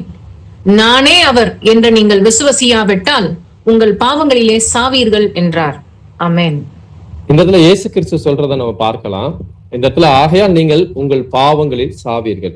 ஏன் பாவங்களில் சாவீர்கள் அப்படின்னு அந்த வார்த்தை சொல்றான்னு பாத்தீங்கன்னா, என்று உங்களுக்கு சொன்னேன் நானே அவர் என்று நீங்கள் விசுவாசிய விட்டார். நீங்க விசுவாசிக்க மாட்டேங்கிறீங்க, நீங்க விசுவாசிங்க. இப்படி விசுவாசித்தா மட்டும்தான் உங்கள் பாவங்களில் விசுவாசிக்கல அப்படின்னா நீங்கள் உங்கள் பாவங்களிலே சாப்பீர்கள் அப்படின்னு சொல்றதை நம்ம பார்க்கிறோம். இதை அப்படியே தொடர்ந்து நீங்க வாசிச்சீங்க அப்படின்னா 27வது வசனத்தை வாசிக்க கேட்போம். பிதாவை குறித்து பேசினார் என்று அவர்கள் அறியாதிருந்தார்கள். ஆமேன். அவர் யாரை குறித்து பேசிட்டு இருக்காரு? நானே அவர்னு யாரை குறித்து அவர் பேசிட்டு இருக்காரு? பிதாவை குறித்து பேசினார் என்று அவர்கள் அறியாதிருந்தார்கள். அவங்க அதை புரிஞ்சுக்கல, அவர்களை அக்செப்ட் பண்ண முடியல, அவர்கள் ஏற்றுக்கொள்ள முடியல. அதனால அவர் என்ன செய்யறாரு? நீங்க பிதாவை குறித்து பேசினார் என்று அவர்கள் அறியாதிருந்தார்கள் அப்படி பார்க்க. இப்படி அநேக காரியங்கள் அவர் பேசும் பொழுது அவர் பிதாவை குறித்து நான் தான் அவரு, இன்னொருத்தர் கிடையாது, வேறொருவர் இல்லை அப்படின்னு இயேசு கிறிஸ்து சொல்றதையும் நம்ம பார்க்க முடியுது. வாசிக்கலாம் 1 தீமோத்தேயு புத்தகம் 1ஆம் அதிகாரம் 17வது வசனத்தை. நித்தியமும் அழிவில்லாமையும் அதரிசனம் உள்ள ராஜனுமாய் தாம் ஒருவரே ஞானமுள்ள தேவனமாய் இருக்கிறவருக்கு கனமும் மகிமையும் சதா காலங்களிலும் உண்டாயிருப்பதாக. ஆமேன். ஆமேன். இந்த 1 தீமோத்தேயு புத்தகம் 1:15 இருந்து நீங்க வாசிச்சீங்க அப்படின்னா அவர் யாரை பத்தி சொல்லிட்டு வராங்க அப்படின்னு பாத்தீங்கன்னா, பொந்தியு பிலாத்து முன்பாக நற்சாட்சி பெற்றவரும் ஆகிய சாட்சியிட்டவரும் ஆகிய அப்படின்னு. இப்ப யாரு பொந்தியு பிலாத்து முன்னாடி அறிக்கை செய்தது? நமக்கு தெரியும், கர்த்தராகிய இயேசு கிறிஸ்து தான் அவரோடு பேசினாரு, அவர் தான் அறிக்கை செஞ்சாரு அப்படிங்கிறத நம்ம பார்க்கிறோம். அவருக்கு அடுத்த வசனத்துல 16வது வசனத்துல வாசிக்கும் போது பாத்தீங்கன்னா, அவரே அதரிசனமான தேவனும் ஒருவரும் காணக்கூடாதவரும் ஒருவரும் கண்டிராதவரும் ஏக சக்கராதிபதி இப்படின்னு ஒவ்வொரு வார்த்தையா சொல்லிக்கிட்டே வரதை பார்க்கிறோம். அவர் காணக்கூடாத ஒரு தெய்வமா இருக்கிறாரு, அவர் அதரிசனமான தேவன் அடுத்த 17வது வசனம் சொல்றது. அவர் ஏக சக்கராதிபதி. ஏகம் அப்படின்னா ஒண்ணுதான். ஏகம்னா 2 பேர் 3 பேரு நிறைய பேர் அப்படிலாம் கிடையாது. ஏக சக்கராதிபதினா அவர் ஒருவர் தான் ஏக சக்கராதிபதியா இருக்கிறாரு.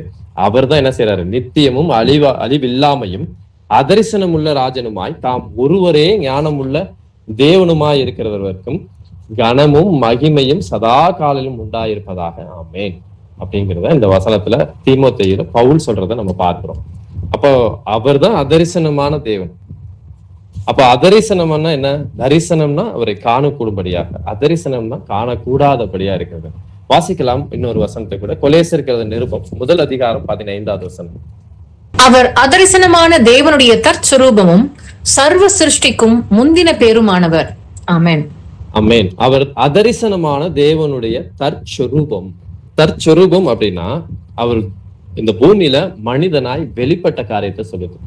அப்போ அவர் அதரிசனமான தேவன், காணக்கூடாத அந்த தேவன் தற்சுரூபமாக சர்வ சிருஷ்டிக்கும் முந்தின பேருமானவராய் கர்த்தராகிய இயேசு கிறிஸ்து இருக்கிறார் அப்படிங்கிறத இந்த வசனத்தின் மூலமே நம்ம பார்க்கிறோம்.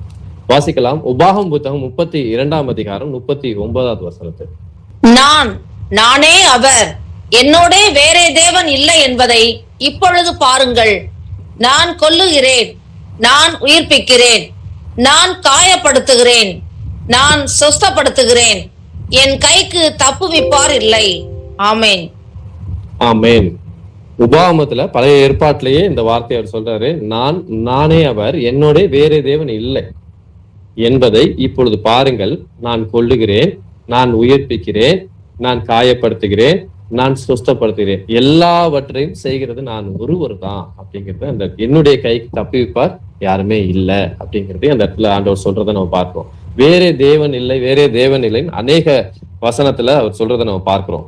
இன்னொரு வசனத்தை கூட வாசிக்கலாம். ஏசாயா தீர்க்கதரிசன புத்தகம் 45ஆம் அதிகாரம் 5-6 வசனத்தை வாசிக்கலாம்.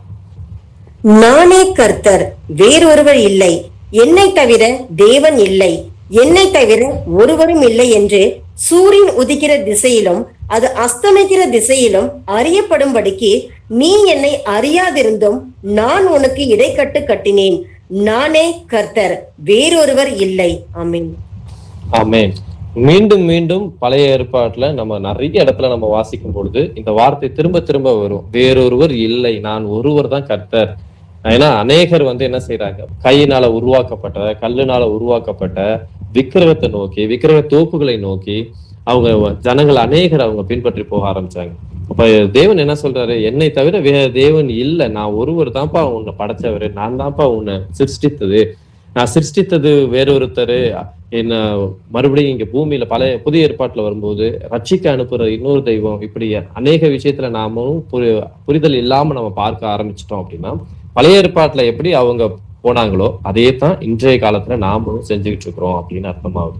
இன்னைக்கு நம்ம அநேக இடத்துலயும் நம்ம அப்படிப்பட்ட காரியங்கள் நம்ம பார்ப்போம். எத்தனையோ இவ்வளவு டெனாமினேஷன், எவ்வளவு பிரிவினை, எத்தனை காரியங்கள். நீங்க எப்படி விசுவாசிக்கிறீங்கன்னா நாங்க இப்படிதான் விசுவாசிப்போம். நாங்க தேவன் இயேசு கிறிஸ்து வந்து குமாரனை தான் விசுவாசிப்போம்.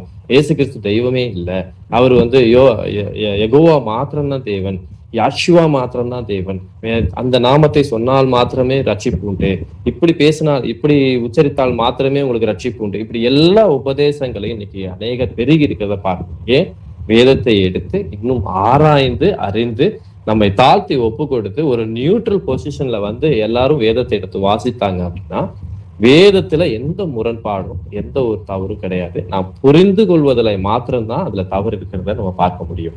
வாசிக்கலாம். 1 கொரிந்தியர் புத்தகம் 15ஆம் அதிகாரம் 47வது வசனத்துல அந்த கர்த்தர் எப்படி இங்க பூமியில வெளிப்பட்டார் அப்படிங்கறத நம்ம பார்ப்போம். முந்தின மனுஷன் பூமியிலிருந்து உண்டான மண்ணானவன், இரண்டாம் மனுஷன் வானத்திலிருந்து வந்த கர்த்தர். ஆமென். ஆமென். முந்தின மனுஷன் பூமியிலிருந்து உண்டான மண்ணானவன், இரண்டாம் மனுஷன் வானத்திலிருந்து வந்த கர்த்தர்.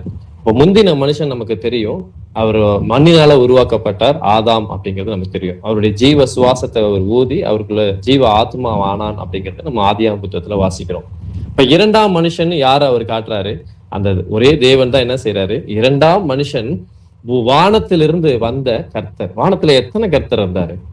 ஒரு கர்த்தர் தான் இருந்தாரு. அந்த ஒரு கர்த்தர் இந்த பூமிக்கு மனிதனாய் வெளிப்பட்டார். அதுதான் இந்த இடத்துல வசனம் சொல்லுது, வானத்தில் இருந்து வந்த கர்த்தர் அப்படின்னு. எபிரேயர் புத்தகம் 2ஆம் அதிகாரம் 14-15 வசனத்தை வாசிக்க. ஆதலால் பிள்ளைகள் மாம்சத்தையும் இரத்தத்தையும் உடையவர்களாய் இருக்க அவரும் அவர்களைப் போல மாம்சத்தையும் இரத்தத்தையும் உடையவரானார். மரணத்துக்கு அதிகாரியாகிய பிசாசானவனை தமது மரணத்தாலே அழிக்கும்படிக்கும் ஜீவகாலம் எல்லாம் மரண பயத்தினாலே அடிமைத்தனத்திற்கு உள்ளானவர்கள் யாவரையும் விடுதலை பண்ணும்படிக்கும் அப்படியானார். ஆமேன். ஆமேன். எபிரேய ஆக்கியோன் இப்படி சொல்றாரு, அதனால் பிள்ளைகள் மாம்சத்தையும் இரத்தத்தையும் உடையவர்களாய் இருக்க அவரும் அவர்களை போல. அந்த அவரும்ங்கிறது யாரு? அந்த ஒரே பிதாவாகிய அந்த ஒரே தேவன், அந்த ஒரே கர்த்தர் என்ன செய்யறாரு? அவர்களை போல, நம்மை போல மாம்சத்தையும் இரத்தத்தையும் உடையவரானார். அந்த சர்வ வல்லமையில ஒரே தேவன் தன்னுடைய மகிமையும் எல்லாவற்றையும் எடுத்துட்டு இந்த பூமியில எல்லாத்தையும் விட்டுட்டு தன்னைத்தாலே தாழ்த்தி வெறுமையாக்கி அடிமையின் ரூபம் எடுத்தார் அப்படின்னு நம்ம பிலிப்பியர் புத்தகத்துல 2:6 வசனத்துல நம்ம வாசிக்கலாம். 6, 7, 8 வசனத்தை வாசிச்சோம்னா அவர் அடிமையின் ரூபம் எடுத்து இந்த பூமிக்கு மனிதனாய் இந்த பூமிக்கு வந்தார் அப்படிங்கிறத நம்ம பார்க்கிறோம். எதற்காக வந்தாராம்? மரணத்திற்கு அதிகாரியாகிய பிசாசானவனை தமது மரணத்தினாலே அழிக்கும்படிக்கு. அவர் இங்க பூமிக்கு வந்து ராஜாவாய் தன்னை காட்டுவதற்காக வரல. அவர் இந்த பூமியில ராஜாவாய் இருந்து எல்லா மக்களையும் விடுவிக்கிறதுக்காக அந்த ராஜாவாய்க்கு தான் ராஜாவா மாறி அவங்கள வந்து ஆட்சி செய்யணுங்கிற நோக்கத்துக்காக அவர் இந்த பூமிக்கு வரல. மரணத்துக்கு அதிகாரியாகிய பிசாசானவனை தமது மரணத்தினாலே அவர் இந்த பூமிக்கு வந்ததே மறிக்கிறதுக்காக தான். எதற்காகனா இந்த பூமியில மனிதனாய் பிறந்த ஒவ்வொருத்தரும் பாவத்தோடு வாழ்ந்து பாவத்தோடு தான் மறிப்பாங்க. அவர் வாழ்நாள்ல ஒரு இடத்துலயும் அவர் பாவம் செய்யாம இருக்க முடியாதுன்னு பிசாசானவன் செய்த இந்த காரியங்கள் அவன் தன்னை வாழ்க்கையில எல்லா மனுஷங்க எல்லா உலகத்திலையும் ஏன்னா வேதவசனம் சொல்லுது, ரோமர் புத்தகம் 3:26 நினைக்கிறேன், அந்த வசனத்தை சொல்லப்படும் பொழுது எல்லா மனுஷர்களையும் பாவம் செய்து தேவ மகிமை அற்றவர்களாகி அப்படிங்கிறத நம்ம வாசிக்கிறோம். அப்ப தேவ மகிமை அற்றவர்களாகி எல்லா மனுஷங்களும் பாவம் செய்தாங்க அப்படின்னா அப்ப பாவமே இல்லாத ஒரு மனுஷன் இந்த பூமியில பிறந்து மனிதனாய் வாழ்ந்து மறிக்க முடியுமா அப்படிங்கிறது ஒரு கேள்வியா. அது வரைக்கும் வாழ்ந்த மனுஷன்ல யாருமே அப்படி இல்லை. ஆனா இயேசு கிறிஸ்து சொல்றாரு, என்னிடத்தில் பாவம் உண்டு என்று யார் என்னை குறை சொல்ல முடியும், யார் சொல்ல முடியும் அப்படின்னு கேள்வி கேட்கிறார். அவர் பிறப்பில பாவம் இல்லை, அவருடைய பூமியில வாழ்ந்த ஒரு இடத்துலையும் அவர் பாவம் செய்யவில்லை. அவர் என்ன மறைக்கிறதுக்கும் அவருடைய பரிசுத்தமான ரத்தம் தான் பூமியில சிந்துச்சு அப்படின்னு வசனம் சொல்லுது. அப்ப அவருடைய ரத்தம் பரிசுத்தமா இருக்கு, ஏன்னா அவர் பரிசுத்தர், நான் பரிசுத்தர், ஆகையால் உங்கள் நடக்கையில் எல்லாவற்றிலும் பரிசுத்தராயிருங்கள் கர்த்தராகிய இயேசு கிறிஸ்து சொல்றதை நம்ம பார்க்கிறோம். அப்படி பரிசுத்தமான தேவன் அடிமைத்தனத்துக்கு உள்ளான நம்ம எல்லாரையும் மீட்கும்படியா, அதை விடுதலை பண்ணும்படியா, அந்த பாவத்திலிருந்து விடுதலை பண்ணும்படியாகத்தான் அவர் இந்த பூமிக்கு மனிதனாய் வெளிப்பட்டார் அப்படிங்கிறது இந்த வசனம் நமக்கு காட்டி கொடுக்குது. வாசிக்கலாம். தீத்து புத்தகம் 2ஆம் அதிகாரம் 13-14 வசனத்தை வாசிக்கிறோம். நாம் நம்பி இருக்கிற ஆனந்த பாக்கியத்துக்கும் மகா தேவனும் நமது இரட்சகருமாகிய இயேசு கிறிஸ்துவனுடைய மகிமையின் பிரசன்னமாகுதலுக்கும் எதிர்பார்த்து கொண்டிருக்கும்படி நமக்கு போதிக்கிறது. அவர் நம்மை சகல அக்கிரமங்களினின்று தமக்குரிய சொந்த ஜனங்களாகவும் நற்கிரைகளை செய்ய பக்தி வைராக்கியம் உள்ளவர்களாகவும் நம்மை சுத்திகரிக்கும்படி நமக்காக தம்மை தாமே ஒப்பு கொடுத்தார். ஆமென். ஆமென். இந்த இடத்துல இன்னும் ஒரு சில வார்த்தைகளை இன்னும் மேன்மையா சொல்லப்பட்டிருக்கு. இயேசு கிறிஸ்து எதுக்காக வந்தார் இந்த பூமிக்கு அப்படின்னு, நாம் நம்பி இருக்கிற ஆனந்த பாக்கியத்திற்கு மகாதேவனும் நமது இரட்சகரும் ஆகிய அவர் எப்படிப்பட்டவரா? அவர் மகாதேவனும் நமது இரட்சகர். அந்த மகாதேவன், மகான்னா என்ன அர்த்தம் அப்படின்னா பெரிய தேவன் சொல்லலாம், உலகத்திலே உயர்ந்த பெரிய அப்படின்னு சொல்லலாம். பெரிய தேவன் அவர் ஒருவர் தான், அவருக்கு மேலாக யாரும் கிடையாது. அவர் தான் மகாதேவன் அப்படின்னு சொல்லப்பட்டிருக்கு. அவர் தான் ரட்சகன் சொல்லப்பட்டிருக்கு. அவர் தான் ரட்சிக்கும்படியா வந்தது யாரு? இயேசு கிறிஸ்துவா. இயேசு கிறிஸ்துவனுடைய மகிமையின் பிரசன்னமாகுதலுக்கும் எதிர்பார்த்து கொண்டிருக்கும்படி நமக்கு போதிக்கிறது. அவர் நம்மை சகல அக்கிரமங்கள் என்றும் தமக்குரிய சொந்த ஜனங்களாகவும் நற்கிரிகளை செய்ய பக்தி வைராக்கியம் உள்ளவர்களாகவும் நம்மை சுத்திகரிக்கும்படி, நாம் பாவத்துல இருக்கிற நம்மை சுத்திகரிக்கும்படியா பரலோகத்தில் இருந்த அந்த தேவன் தன்னுடைய மகிமை எல்லாவற்றையும் துறந்து இந்த பூமிக்கு மனிதனாய் வெளிப்பட்டு நம்மை சுத்திகரிக்கும்படியா, நம்மை பக்தி வைராக்கியம் உள்ளவர்களாகவும் நம்மை சுத்திகரிக்கும்படி நமக்காக தம்மை தாமே ஒப்பு கொடுத்தார். இன்னொருத்தர் சொல்லி அவர் ஒப்பு கொடுக்கல, தம்மை தாமே ஒப்பு கொடுத்தார். நீங்க நிறைய இடத்துல இந்த வார்த்தையை வாசிக்கும், தம்மை தாமே அப்படின்னா ஒருவர் சொல்லி ஒரு கமெண்ட் கொடுத்து இன்னொருத்தர் செய்யறது கிடையாது. தம்மை தாமேனா நான் ஒரு விஷயத்த முடிவு பண்றேன், அதை நானே செய்யறேன் அப்படின்னா மட்டும்தான் அது தம்மை தாமே அப்படிங்கிற வார்த்தையை உபயோகிக்க முடியும். அப்ப நான் ஒரு காரியத்தை முடிவு பண்றேன், அதை நான் செய்யறேன். அப்ப அந்த விஷயத்துக்கு தம்மை தாமே அந்த விஷயத்த முன் பண்றோம், வேற ஒருத்தர் கமெண்ட் பண்ண இல்ல. அப்ப நம்ம என்ன சொல்லுவோம்? நீ தானப்ப அந்த காரியத்தை முடிவு பண்ண, நீ தானே செஞ்ச, ஏன் நீங்க மற்றவங்களுக்கு போய் சொல்ற அப்படின்னு சொல்லி நம்ம பேச்சு வழக்குல நம்ம சொல்லுவோம். அப்ப நான் இந்த இடத்துல வசனம் சொல்லுது தம்மை தாமே அவர் ஒப்பு கொடுத்ததா இருக்கிறாரு அப்படிங்கிறது வசனம் சொல்லுது. நீங்க சங்கீத புத்தகம் 95:3 நினைக்கிறேன். ஆமா, 95:3 ஒரு இதே வார்த்தை சொல்லுவது, கர்த்தரே மகாதேவனும் எல்லா தேவருக்கும் மகாராஜனுமாய் இருக்கிறார் அப்படின்னு சொல்லப்பட்டிருக்கு. அப்ப கர்த்தரே மகாதேவன் பழைய ஏற்பாட்டை சொல்லப்பட்டு, அந்த மகாதேவன் இங்க பூமியில இந்த இடத்துல தீர்த்து சொல்றாரு, அந்த மகாதேவன் தான் இங்க ரட்சகராய் வெளிப்பட்டார் அப்படின்னு சொல்லப்பட்டிருக்கு. அந்த மகிமை எதிர்பார்க்கும்படியா நம்ம எல்லாரும் காத்திருக்கிறோம் அப்படின்னு எதிர்பார்த்து கொண்டிருக்கும்படி நமக்கு போதிக்கிறது அப்படின்னு அந்த வார்த்தை சொல்றாரு தீர்த்து. அப்போ அந்த மகாதேவன் தான் இந்த பூமியில வெளிப்பட்டார் அப்படிங்கிறது நம்ம வாசிக்கலாம். சகரியா புத்தகம் 12ஆம் அதிகாரம் 10வது வசனத்தில், நான் தாவீது குடும்பத்தாரின் மேலும் எருசலேம் குடிகளின் மேலும் கிருபையின் ஆவியையும் விண்ணப்பங்களின் ஆவியையும் ஊற்றுவேன். அப்பொழுது அவர்கள் தாங்கள் குத்தின என்னை நோக்கி பார்த்து, ஒருவன் தன் ஒரே பேரானவனுக்காக புலம்புகிறது போல எனக்காக புலம்பி, ஒருவன் தன் தலைச்சன் பிள்ளைக்காக துக்கிக்கிறது போல எனக்காக மனம் கசந்து துக்கிப்பார்கள். ஆமேன். ஆமேன். இது இயேசு கிறிஸ்துவை சொல்லப்பட்ட இது ஒரு தீர்க்க தரிசன புத்தகம். அவர் எப்படி அவர் காயப்பட போறாரு, அவர் மறிக்க போற கொஞ்ச நேரத்துக்கு முன்னாடி என்ன நடக்கும் முதற்கொண்டு இந்த இடத்துல தெளிவா சொல்லப்பட்டிருக்கு. அவர் விழாவில அந்த வீட்டையை எடுத்து குத்துறதை நம்ம பார்க்கிறோம். அவர் சிலுவையில தொங்கிட்டு இருக்கும் பொழுது அவர் மறித்துட்டாரா உயிரோட தான் இருக்கிறாரான்னு செக் பண்றதுக்காக அந்த போர்ச்சேவன் என்ன செய்யறாரு, விழாவில் அந்த குத்தினதை நம்ம பார்க்கணும். இது நம்ம சொல்லப்பட்ட காரியம் சகரியா புத்தகம் பழைய ஏற்பாட்டுல. இயேசு கிறிஸ்து இப்ப இந்த விதமாய் மறிக்க போறாரு அப்படிங்கிறதையும் அவர் பாக்குறாரு. நான் தாவீதின் குடும்பத்தாரின் மேலும் எருசலேம் குடிகளின் மேலும் கிருபையின் ஆவியும் விண்ணப்பங்களின் ஆவியும் ஊற்றுவேன். அப்பொழுது அவர்கள் தாங்கள் குத்தின என்னை நோக்கி பார்த்து, ஒருவன் தன் ஒரே பேரானுக்காக புலம்புகிறது போல எனக்காக புலம்பி, ஒருவன் தன் தலைச்சன் பிள்ளைகளுக்காக துக்கிக்கிறது போல எனக்காக மனம் கசந்து துக்கிப்பார்கள். அப்ப யூதர்கள பத்தியும் இந்த இடத்துல சொல்றத நம்ம பார்ப்போம். இயேசு கிறிஸ்து வரும்பொழுது, ஆஹா இவரைத்தான் நம்ம குத்தினோமா, இந்த தெய்வத்தை தான் நம்ம தண்டனை கொடுத்தோமா, இந்த தெய்வத்தை தான் நம்ம அடிச்சோமா, நம்ம காயப்படுத்தினோமா அப்படின்னு சொல்லிட்டு மனம் கசந்து தன்னுடைய பிள்ளை, அதாவது தலைச்சன் பிள்ளை மரித்து போனா எவ்வளவு வேதனைப்படுவாங்க, அந்த வேதனைப்படுவாங்க, அந்த துக்கப்படுவாங்க அப்படிங்கிறத நம்ம பார்க்கிறோம். வாசிக்கலாம். வெளிப்படுத்தின விசேஷங்கள் 1:17 அவசரம். இதோ மேகங்களுடனே வருகிறார், கண்கள் யாவும் அவரை காணும், அவரை குத்தினவர்களும் அவரை காண்பார்கள், பூமியின் கோத்திரத்தார் எல்லாரும் அவரை பார்த்து புலம்புவார்கள். அப்படியே ஆகும். ஆமேன். ஆமேன். அப்படியே ஆகும். ஆமேன். அப்படின்னா அப்படித்தான் நடக்க போகுது, இதுதான் நடக்க போகுது பூமியில முடிவுல என்ன நடக்க போகுது? இதோ மேகங்களுடனே இயேசு கிறிஸ்து வர்றது பார்த்தேன். மத்தேயு 24ஆம் அதிகாரம், 1 தெசலோனிக்கேயர் புத்தகம் 4ஆம் அதிகாரம், 5ஆம் அதிகாரம், இது எல்லாத்தையும் வாசிப்போம். இயேசு கிறிஸ்து வரும்போது பிரதான தூதனுடைய சத்தத்தோடும் தேவ எக்காலத்தோடும் அவர் பூமியில இறங்கி வருவார் அப்படிங்கிற வசனத்தை நம்ம பார்க்கிறோம். அவர் வரும்பொழுது அவரை எப்படி பார்ப்பாங்களா? அவர் மேகங்களோடு வருகிறார் அப்படிங்கிறத நம்ம பார்க்கிறோம். கண்கள் யாவும் அவரை காணும், அவரை குத்தினவர்களும் அவரை காண்பார்கள். யாரெல்லாம் காண்பார்களாம்? பூமியின் கோத்திரத்தார் எல்லாரும் அவரை பார்த்து புலம்புவார்களாம். வெளிப்படையா விசிபிள் ஆகி ஆண்டவரா இயேசு கிறிஸ்து இந்த பூமியில மறுபடியும் வெளிப்பட போறாரு. அப்ப பார்க்கும்போது அவர்களை குத்தினவர்களும் சேர்ந்து அவர்களை பார்ப்பாங்க. பழைய ஏற்பாட்டுல நம்ம பார்த்தோம். அவர்கள் குத்தின என்னை நோக்கி பார்த்து ஒருவன் ஒரே பேரானுக்கு புலம்புவது போல எனக்காக புலம்பி அப்படிங்கிறத வாசிக்கிறோம். அப்ப இதெல்லாம் நடக்க போகுதுன்னு ஏசியா சகரியா புத்தகத்துல சொல்லப்பட்ட தீர்க்க தரிசனம் இயேசு கிறிஸ்து வரும்போது நிறைவேறும்னு யோவான் சொல்றாரு தீர்க்க தரிசனமா இந்த இடத்துல.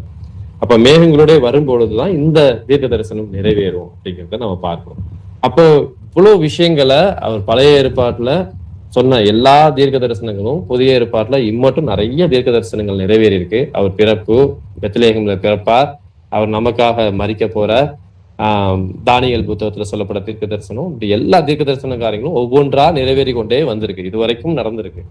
நம்ம கடைசி நாட்களை மாம்சமான யாவர் மேலும் என் ஆவியை ஊற்றுவேன்னு சொல்லப்பட்ட யோவேல் தீர்க்க தரிசன புத்தகம் இன்றைய நாள்ல கூட அநேக இடத்துல நம்ம நடக்கிறத நம்ம பார்ப்போம். அநேகர் வேத வசனங்கள்ல அவருடைய ஆவியானுடைய பலனை நம்ம பெற்றுக்கொண்டு அவருடைய வார்த்தையை மற்றவர்களுக்கு போதிக்கத்தக்கதான எல்லா காரியங்களும் செய்யறதையும் பார்க்கிறோம். மாம்சமான எல்லார் மேலேயும் அவருடைய வார்த்தையை, அவருடைய ஆவியை ஊற்றிருக்கிறத நம்ம பார்க்கிறோம்.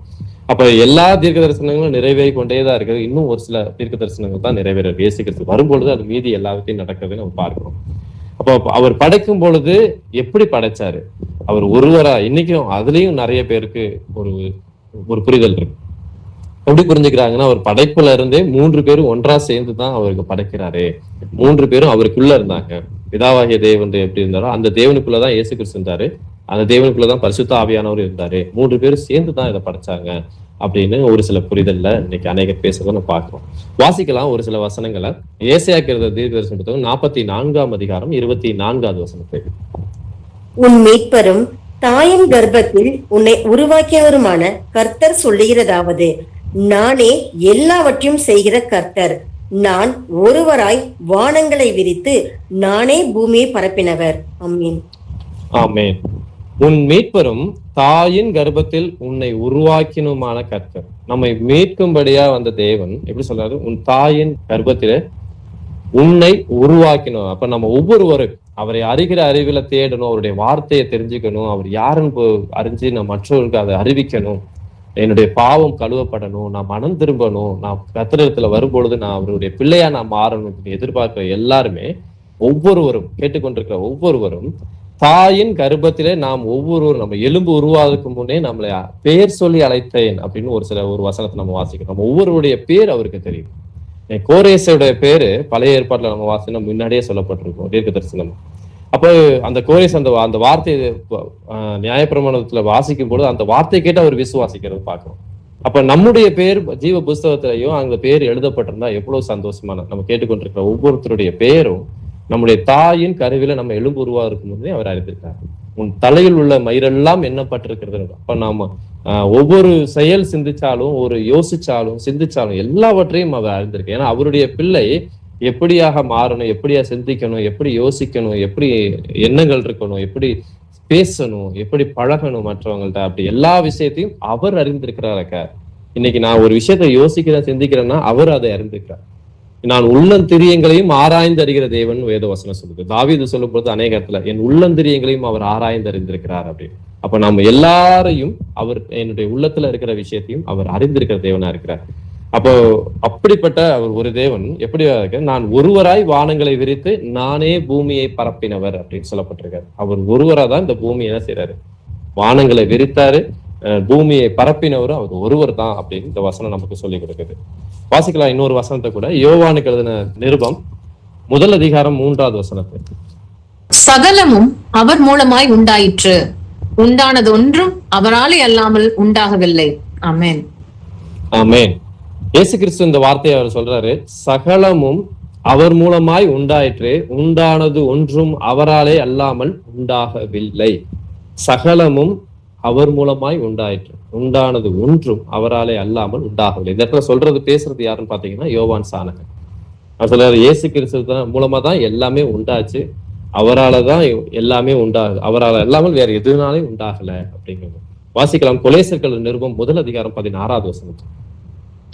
ஏனென்றால் அவருக்குள் சகலமும் சிருஷ்டிக்கப்பட்டது, பரலோகத்தில் உள்ளவைகளும் பூலோகத்தில் உள்ளவைகளும் ஆகிய காணப்படுகிறவைகளும் காணப்படாதவைகளுமான சகல வஸ்துக்களும், சிங்காசனங்களானாலும் கர்த்தத்துவங்களானாலும் துரைத்தனங்களானாலும் அதிகாரங்களானாலும் சகலமும் அவரை கொண்டும் அவருக்கென்றும் சிருஷ்டிக்கப்பட்டது. ஆமேன், ஆமேன், ஆமேன். ஏனென்றால் அவருக்குள் சகலமும் சிருஷ்டிக்கப்பட்டது, பரலோகத்தில் உள்ளவைகளும் பூலோகத்தில் உள்ளவைகளும் ஆகிய காணப்படுகிறவைகளும் காணப்படாதவைகளுமான சகல வஸ்துக்களும். இதுல எந்த கேட்டகரியில நம்ம இருக்கிறோம், நம்ம எதை இந்த இடத்துல உள்ளுக்குள்ள கொண்டு வர முடியும், எந்தெந்த விஷயத்த உள்ளுக்குள்ள ஒண்ணு காணப்படுகிறவைகளும் காணப்படாதவைகளும். அப்போ விசுவாசமானது நம்பப்படுகிற உறுதி, காணப்படாதவைகள் நிச்சயம் அப்படின்னு நம்ம எபிரேயர் புத்தகத்துல வாசிக்கிறோம்.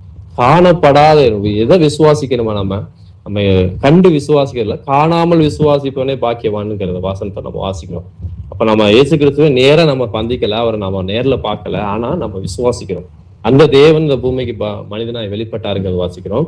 இந்த இடத்துல அவர் சொல்றாரு, இந்த இடத்துல ஏனென்றால் அவருக்குள் சகலமும் சிருஷ்டிக்கப்பட்டது, அவருக்குள் பரலோகத்தில் உள்ளவைகளும் பூலோகத்தில் உள்ளவைகளும் ஆகிய, பரலோகத்தில் உள்ள எல்லா தேவ தூதர்களும் சரி, அவருடைய படைப்பு சரி, எல்லாமே சரி, பூலோகத்தில் உள்ளவைகள் ஆகிய, பூலோகத்துல என்னென்ன இருக்கு, நம்ம கண்ணுல பாக்குற எல்லா காரியங்களும், உலகத்துல எல்லா விஷயத்தையும் எல்லாவற்றையும் உண்டாக்கினார் அவர் ஒருவர் தான்.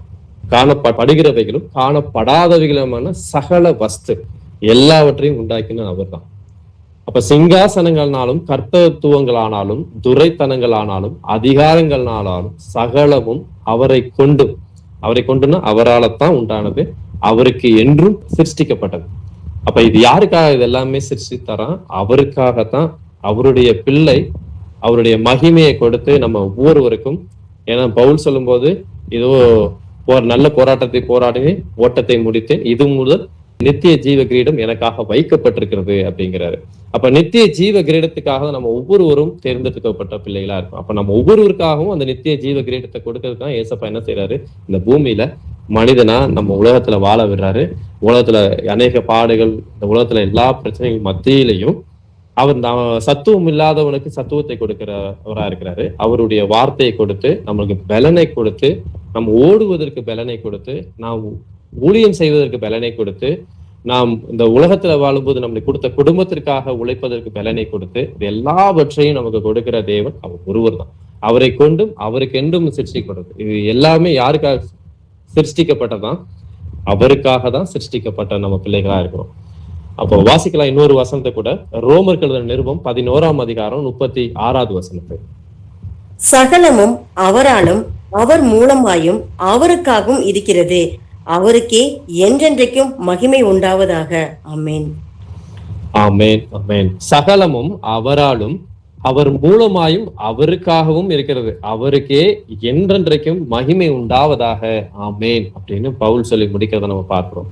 இப்ப சகலமும் அவரால மாத்திரம்தான் உண்டாக்கப்பட்டது. எங்க படைப்புல 3 பேர் 2 பேர் அப்படிலாம் எதுவும் கிடையாது. அவர் ஒருவர் தான் இந்த பூமியில உலகத்துல உண்டாக்கியிருக்காரு. காணப்படாதபடி அதரிசனமான தேவனை இந்த பூமியில உண்டாக்கி, அவருடைய வார்த்தை கொண்டு இந்த பூமியில உலகத்தை உண்டாக்கி, இந்த அவர் மனிதனாய் இந்த பூமியில வெளிப்பட்டு அவரே பூமியில பேசுறத நம்ம பார்க்கிறோம். அவர் வேற, அவர் வாயிலிருந்து புறப்படுற வார்த்தை வேற, அப்படி கிடையாது. இன்னைக்கு யோவான் 1:1 வசனத்தை கூட எடுத்துட்டு என்ன சொல்றாங்க, தவறான புரிதல்ல வார்த்தையாகிய தேவன் அப்படிங்கிறத நம்ம உச்சரித்து அவரை வேற ஒருத்தரா பிரிச்சு பார்க்கறத நம்ம பார்க்க முடியும். இதை நீங்க இன்னொரு ஆங்கில மொழிபெயர்ப்புல பாத்தீங்கன்னா வாஸ் அப்படிங்கிற வேர்டை சொல்லப்பட்டிருக்கு.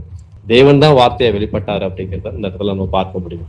சோ வேத வசனங்கள் எல்லாமே சொல்லப்படுகிற ஒரே விஷயம் என்ன, 1 யோவான் புத்தகம் 5:20 வாசிச்சா அவரே மெய்யான தெய்வம் அப்படிங்கிறத நம்ம வாசிக்க முடியும். அவரே சர்வத்திற்கும் மேலான தேவன். நீங்க ரோமர்கள் நிருபம் 9:6 வசனத்துல நீங்க வாசிச்சீங்க அப்படின்னா அவரே சர்வத்துக்கும் மேலான தேவன் அப்படிங்கிறத நம்ம வாசிக்க முடியும். எல்லா இடத்துலயுமே வேதத்துல கர்த்தராகிய இயேசு கிறிஸ்துவை சொல்லும் பொழுது சர்வத்திற்கு மேலான தேவன், அவர்தான் மெய்யான தேவன், அவர்தான் தீத்து புத்தல் சொல்லப்படுறது போல மகாதேவன். இப்படி எல்லா விஷயத்திலையும் அவர் தேவன் என்று காட்டி கொடுத்தார். அவர் அந்த நீங்க அப்போஸ்தலர் நடபடிகள் 20:28 வாசிச்சீங்க அப்படின்னா, அவர் தேவன் தம் சுய ரத்தத்தை சிந்தி சம்பாதித்த சபை அப்படின்னு சொல்லப்பட்டிருக்கும். அப்ப அந்த தேவன் தான் இந்த பூமியில தம்முடைய சுய ரத்தத்தை சிந்தி நம்முடைய பாவங்கள் கழுவும்படியாக, நம்மை ரட்சிக்கும்படியாக, நம்ம வாசிச்சோம் அந்த எபிரேயர் புத்தகத்துல வாசித்தது போல மரணத்துக்கு அதிகாரியானவன்றிருந்து நம்மளை விடுதலை பண்ணும்படியாக, நம்மளை மீட்கும்படியாக அவர் தன்னுடைய ஜீவனை கொடுத்து தன்னுடைய இரத்தத்தை முழுவதும் இந்த பூமியில சிந்தினார். இதை நாம் ஆராய்ந்து அறியும் பொழுது, நாம் அவரை அறிகிற அறிவில வளருது அப்படின்னா, அவர் யார், அவர் எனக்காக என்ன செஞ்சாரு, எப்படி வெளிப்பட்டார், அவர் என்ன மாதிரி அவர் நமக்காக ஜீவனை கொடுத்தாரு, அவருடைய பங்கு என்ன, இந்த பூமியில மனிதனாய் பிறந்து 33 வருஷம் மனிதனாய் வாழ்ந்து அவர் என்ன செஞ்சாரு அப்படிங்கிறத நாம் ஆராய்ந்து அறிகிற பிள்ளைகளாய் நாம் இருக்கும் பொழுது, நாம் உண்மையாகவே அவருடைய விசுவாசத்திலே வேறொன்று பிள்ளையா இருப்போம். இது நம்ம இன்னும் விசுவாசத்துக்குள்ளே நம்ம போகல. அவர் யாருன்னு தான் இப்ப நம்ம அறிந்திருக்கிறோம். இன்னும் ஏன்னா காலம் தாமதமான படிக்கல, அடுத்தடுத்த பகுதியில அவருடைய விசுவாசத்துல நாம் எப்படி அவர் யாருன்னு நம்ம அறிந்து கொண்டோம், அவர் விசுவாசத்தை நாம் எப்படி வேரூன்ற முடியும் அப்படிங்கிறத மற்றொரு நாள்ல கூட நம்ம அதை தியானிக்கலாம். இன்றைய நாள்ல கூட நம்ம கேட்ட இந்த வேத வசனங்கள் யாவும் அவர் ஒருவரே தேவன், அந்த ஒரு தேவன் அல்லாம இன்னொரு தேவன் பூமியில வெளிப்படல. அந்த ஒரே சர்வ வல்லமையுள்ள மகாதேவன் இந்த பூமியில காணும்படியா இந்த மனுஷ ரூபம் எடுத்து மனுஷ சாயலானார் அப்படிங்கிறத நம்ம பார்த்தோம். அந்த ஒரே தேவன் தான் நமக்காக ஜீவனை கொடுத்தாருங்கிறத பார்த்தோம். நம்முடைய பாவங்கள் மன்னிக்கும்படியாக அவர் நம்ம அக்கிரமங்கள் நீங்கும்படியாக அவர் இந்த பூமியில வெளிப்பட்டாருங்கிறத நம்ம பார்த்தோம். இந்த ஒரே தேவனை எப்படி நம்ம ஆழமாய் விசுவாசிக்கிறது, இதை அறிந்து கொண்டு அதுக்கப்புறம் நாம விசுவாசிக்கும் பொழுது விசுவாசத்துல இன்னும் ஆழமாய் நம்முடைய வேர் இன்னும் ஆழமாய் கிறிஸ்துக்குள்ள நாம வளர முடியும் அப்படிங்கிறதுக்காக அவர் நம்முடைய ஆவிக்குரிய அடுத்த கட்டம், அதாவது வளர்ச்சி. ஏன்னா நம்ம திருவசனமாக ஞானப்பாலை அனுதினமும் நாம பருகுகிற பிள்ளையா இருக்கணும் அப்படின்னு பவுல் சொல்றதை நம்ம பார்க்கிறோம். அப்போ திருவசனமாகிய ஞானப்பாலை நாம் பெற்றுக்கொண்டோம் அப்படின்னா விசுவாசத்துல இன்னும் ஆழமாய் வேர்கொள்ளுகிற பிள்ளையா இருக்கும். அப்ப அவர் யார் என்பதை அவரை அறிந்து அவரை உணர்ந்து நாம விசுவாசித்தா மாத்திரமே சரியான விசுவாசத்துக்குள்ள நாம் வேறு ஒன்ற முடியும். இந்த நாள்ல கூட தேவ ஆவியானவர் நம்ம ஒவ்வொருவரும் கூட இடைப்பட்டிருக்கிற நம்ம விசுவாசிக்கலாம். ஜெபித்து இந்த நேரத்துல கூட நம்ம நிறைவு செய்வோம். எங்கள் கர்த்தராகிய இயேசுவே, எங்கள் ஆண்டவரே, நீ நல்லவர், நீ பரிசுத்தர், நீ உன்னதர், துதியும் கனமும் மகிமை என்றென்றும் உம்முடையவைகளே அப்பா. இந்த நாள்ல கூட அப்பா எங்களோடு கூட நீ பேசின ஒவ்வொரு வேத வசனங்களுக்காக ஒரு விஷயம் நாங்கள் நன்றி செலுத்துகிறோம். ஆண்டவரே, நாங்கள் கொலேசர் நிருபத்துல நாங்க வாசித்தது கூட அப்பா, நாங்கள் கர்த்தருக்குள் நான் வேர்கொண்டு பிள்ளைகளாய் நாங்கள் ஒவ்வொருவரும் மாற கர்த்தராவே இந்த நாள்ல கூட நாங்கள் ஒப்பு கொடுக்கிறோம் சுவாமி. ஆண்டவரே, அதை குறித்ததான காரியங்கள் நாங்கள் இந்த நாள்ல தியானிச்சோம். ஆண்டவரே, நீங்கள் யார் என்று நாங்கள் உணர்ந்து நாங்கள் விசுவாசிக்கும்படியாக, உண்மை அறிந்து நாங்கள் உணர்ந்து விசுவாசித்துக் கொள்ளும்படியாக நீ இந்த நாள்ல ஏற்படுத்தி கொடுத்த நாளுக்காக உங்களுக்கு நன்றி செலுத்துகிறோம். ஆண்டவரே, உங்களுக்கு பிரியமில்லாத காரியங்கள் எங்கள் வாழ்க்கையில, பிரியமில்லாத சிந்தனைகள், எண்ணங்கள் எங்கள் வாழ்க்கையில இருந்தால் ஒரு விஷயம் அதை எடுத்து போடும்படியாக நாங்கள் ஜெபிக்கிறோம். ஆண்டவரே, நாங்கள் அப்பா ஒரு திறந்த புஸ்தகமாக ஆண்டவரே நாங்கள் ஒவ்வொரு நாளும் ஆண்டவரே வேதத்தை எடுத்து வாசிக்கிற பிள்ளைகளாகவும், ஆண்டவரே நாங்கள் எந்த விஷயங்களும் எங்கள் மூலையில நாங்கள் செலுத்தி இருந்தாலும் அந்த காரியங்கள் எல்லாவற்றையும் எடுத்து போட்டு ஆண்டவரே நாங்கள் தாழ்மையான ஒரு பாத்திரமா எங்களை நாங்கள் ஒப்பு கொடுக்கிறோம். ஆண்டவரே, உண்மை யார் என்று எங்களுக்கு நாங்கள் வெளிப்படுத்துங்க இயேசப்பா. நாங்கள் ஒவ்வொரு நாளும் கேட்கும் பொழுது ஆண்டவரே நீ ஒரு சிறு பிள்ளையை போல எங்கள் ஒவ்வொருவருக்கும் நீங்க கற்றுக் கொடுக்குறீங்க, அதுக்காக நன்றி செலுத்துகிறோம். இந்த நாள்ல கூட அப்பா வேத வசனங்களின் மூலமா எங்களோடு பேசிய வார்த்தைகளுக்காக நன்றி செலுத்துகிறோம். இந்த நேரத்தை கூட எங்கள் தரை மட்டுமாய் தாழ்த்தி நாங்கள் ஒப்பு கொடுக்கிறோம். ஆண்டவரை மேட்டுமை சிந்தனைகள் எங்க வாழ்க்கையில இருந்த ஒரு விஷயம் அதை காரியங்களை எல்லாவற்றையும் எடுத்து போடுங்கப்பா. இந்த நேரத்துல உங்க சிறு பிள்ளையா போல எங்களை எடுத்துக்கொண்டு எங்களை பயன்படுத்துங்க தகப்பனே. ஒரு பயனுள்ள பாத்திரமாய், ஒரு கனமுள்ள பாத்திரமாய், பிரயோஜனமுள்ள பாத்திரமாய் எங்கள் ஒவ்வொருவரையும் எடுத்து நீங்கள் பயன்படுத்த சித்தமா இருக்கிறீங்க ஆண்டவரே. அதுக்கு எங்களை முதலாவது தகுதிப்படுத்துங்க தகப்பனே. எந்தெந்த விஷயத்துல நாங்க மனம் திரும்ப வேண்டுமோ, எந்தெந்த விஷயத்துல நாங்க உங்களுக்கு பிரியமாய் வாழ முடியுமோ அது எல்லாவற்றையும் எங்களுக்கு கற்றுக் கொடுங்க சுவாமி. உமது கரத்துல எங்கள் பாதத்துல எங்களை ஒவ்வொருவரையும் தாழ்த்தி ஒப்பு கொடுத்து நாங்கள் ஜெபிக்கிறோம். எங்கள் மீட்பெரும் எங்கள் இரட்சகரும் ஆகிய இயேசு கிறிஸ்துவின் நாமத்தினாலே வேண்டிக் கொள்கிறோம் எங்கள் ஜீவனுள்ள நல்ல தகப்பனே. Amen, amen. Praise Lord brother, praise Lord sisters.